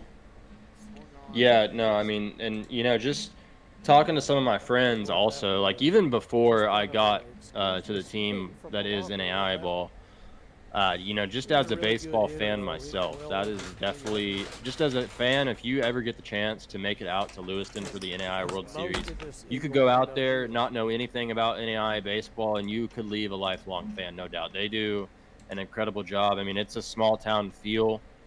That's the blue blood program of NAIA baseball, obviously, with what Coach Sheff has done through his tenure there, and just going back into the past. I mean, they're all over the record books for good reason. They host a great tournament. The town itself shuts down. I mean, you'll make lifelong friends there. I mean, I've heard countless stories. I'm sure you've heard more, Connor, of like people, locals in the town and around the area, just taking their kids to the ballpark, getting to see some great baseball, especially seeing that at a younger age, and then they just develop friendships with these players. That's kind of what makes the NAIA so great. A lot of campuses are smaller. You have a lot of schools that are in small towns where that college is the town, and that is what the town supports. So it's really cool to see stories like that, and I definitely agree. I need to make it out there, not only as a fan, but obviously as a member of the media now. It's that town. It's not what you'd expect, but in a good way. Like, obviously, it's got the paper mill, and it has a funky smell at times, but just seeing everything, like, when we were driving down the vans, because we have to fly into Spokane, obviously, we were driving down the valley, and like, it gave me chills. Like, as soon as we were coming down the valley, I was like, "Oh my goodness!" This place I is know the absolutely exact view beautiful. you're talking about. I want to see that. And there's nothing like it. Like, a couple years ago, people were like, "Oh, the World Series needs to be out of Lewiston. It needs to go somewhere else." And I don't agree with that, because as soon as I saw it, I was like, "This is like the Rosenblatt was for 100%. Division One." I was like, 100%. just the history, how long it's been there. I'm a big tradition guy and big on history. It's like, you don't mess with history. But it was incredible. We had been up for 22 hours whenever we flew out there and drove in. And I told our assistant coach, I was like, "Hey, give me the keys. I'm taking the van. I got to go look at this place." Yeah. And it was, I mean, I walked in and it gave me chills. It was incredible. I am very disappointed I didn't get to go to Effie Burger, which is this burger place there, and the burgers are the size of a plate. I've actually heard about that. I'm very disappointed I didn't get to go to that. Well, we were big on the Arby's that was like right in front of our hotel. oh my gosh. Oh, they mentioned this on the broadcast. Hold on. I think you have your sound on, so I can't hear it, but Swung on and missed. Lord Dewey is retired. We head to the ninth. Faulkner up 5. Got to find 3 outs. I'd assume DeStefano's coming back out to try and close this thing. All right, we're headed to the top of the ninth. We've been live for almost 3 hours now. doesn't feel like that, to be honest with you. I mean, we're watching baseball, so it always is going to go by fast, but still. That's almost an hour every 3 innings. So we're right on time. We're making decent time. I'd like to do the doubleheader tomorrow, but obviously we don't have the manpower to do that. But it's going to be interesting to see who takes the series. Taylor, remind me who we took in the quick picks. I took who? I will pull it back up for you right here. Give me just 1 second. This is incredible live podcasting by us. In this series, at Kyle least, Hawkins going to need more energy out of you, Connor. Thanks, Kyle. You're asking a lot out of me after the week I'm glad he knows I have the energy. As the kids say, I bring the juice. Kyle, I don't have it like you, man, but I appreciate that. I appreciate the heads up. I wonder, is Kyle in a Holiday Inn in Hobbs, New Mexico right now, watching this thing?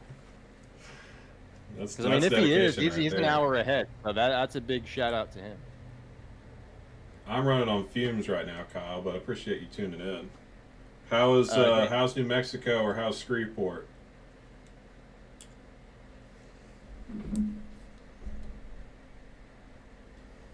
To answer your question too, Connor, you took Faulkner, I took Faulkner, Tyler took Faulkner, Robbie took William Carey. Lee County Inn. Oh, I've heard about the Lee County Inn, Oh, Kyle. I know some stories about that place. That's for sure. One of my former college teammates at Southwestern Christian finished up his master's degree at Southwest, and yeah, he's told me quite a few stories. I've been unfortunate; I have not made it out to that ballpark just yet. It is a great day to set some records. Yeah, like we mentioned earlier, obviously it's you've seen it now on our socials, but LSU Shreveport sets a new record for consecutive wins to start a season. Best start in NAIA league history. Game 1 win 7-2 over University of the Southwest. 38-0 in Game 1, won Game 2 12-2. So now 39-0 are the Shreveport Pilots, looking for yet another sweep tomorrow. I know they're going to get some great rest at the Lee County Inn and gear up for a Game 3 matchup tomorrow against the Mustangs. Kyle, tell Neff we need a Instagram live review of the Lee County Inn. We need that up on the LSU Shreveport Athletics Instagram right now.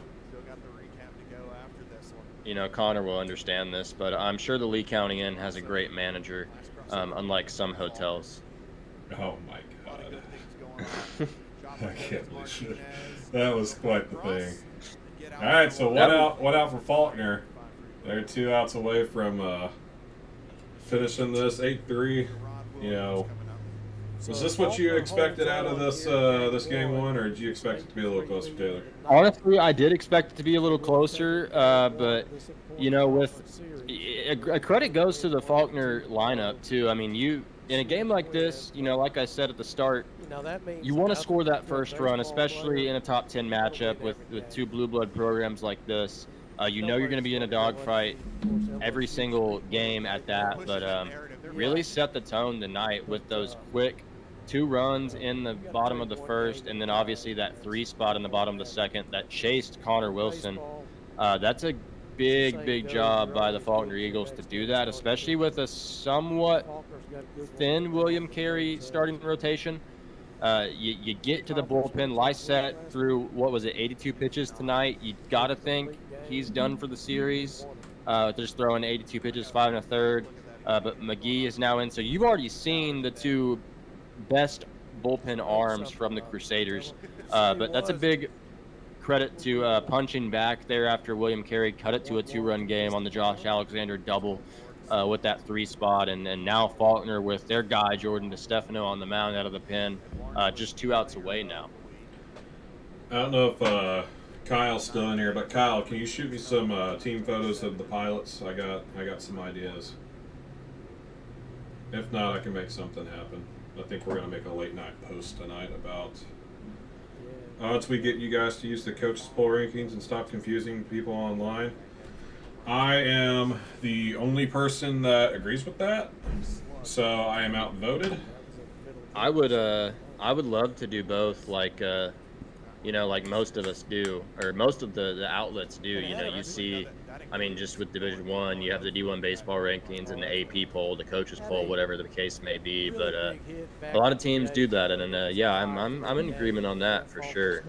I would love to use the coaches polls, but that's just me.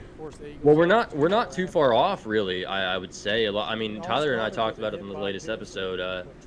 So far with the coaches poll and our media poll, I'd say 1 through 10, interchangeable a little bit, but most of the time it's the same 10 teams that are in that top 10. But once you get to 11 and 25, there's been a lot of shakeup.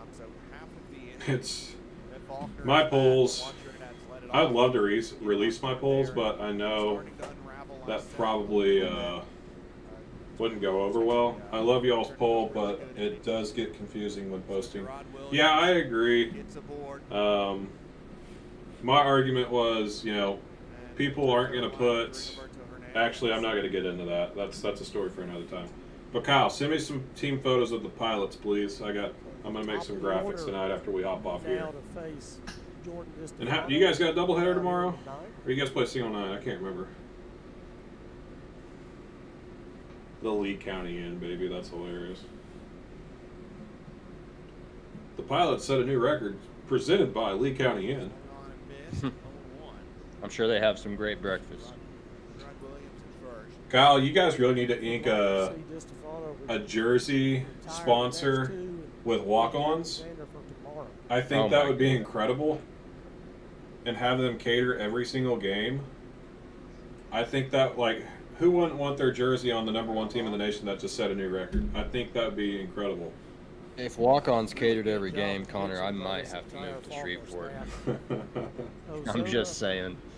Cajun Collision is nice, but so is walk-ons. That would be legit. Which I really hope the Cajun is the third week of. Actually, let me look something up.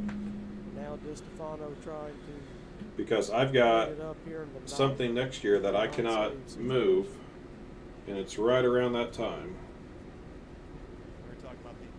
So the Cajun Collision needs to be on the 14th next year, Kyle. Absolutely needs to be on the 14th. Not negotiable, because if not, then I can't be there.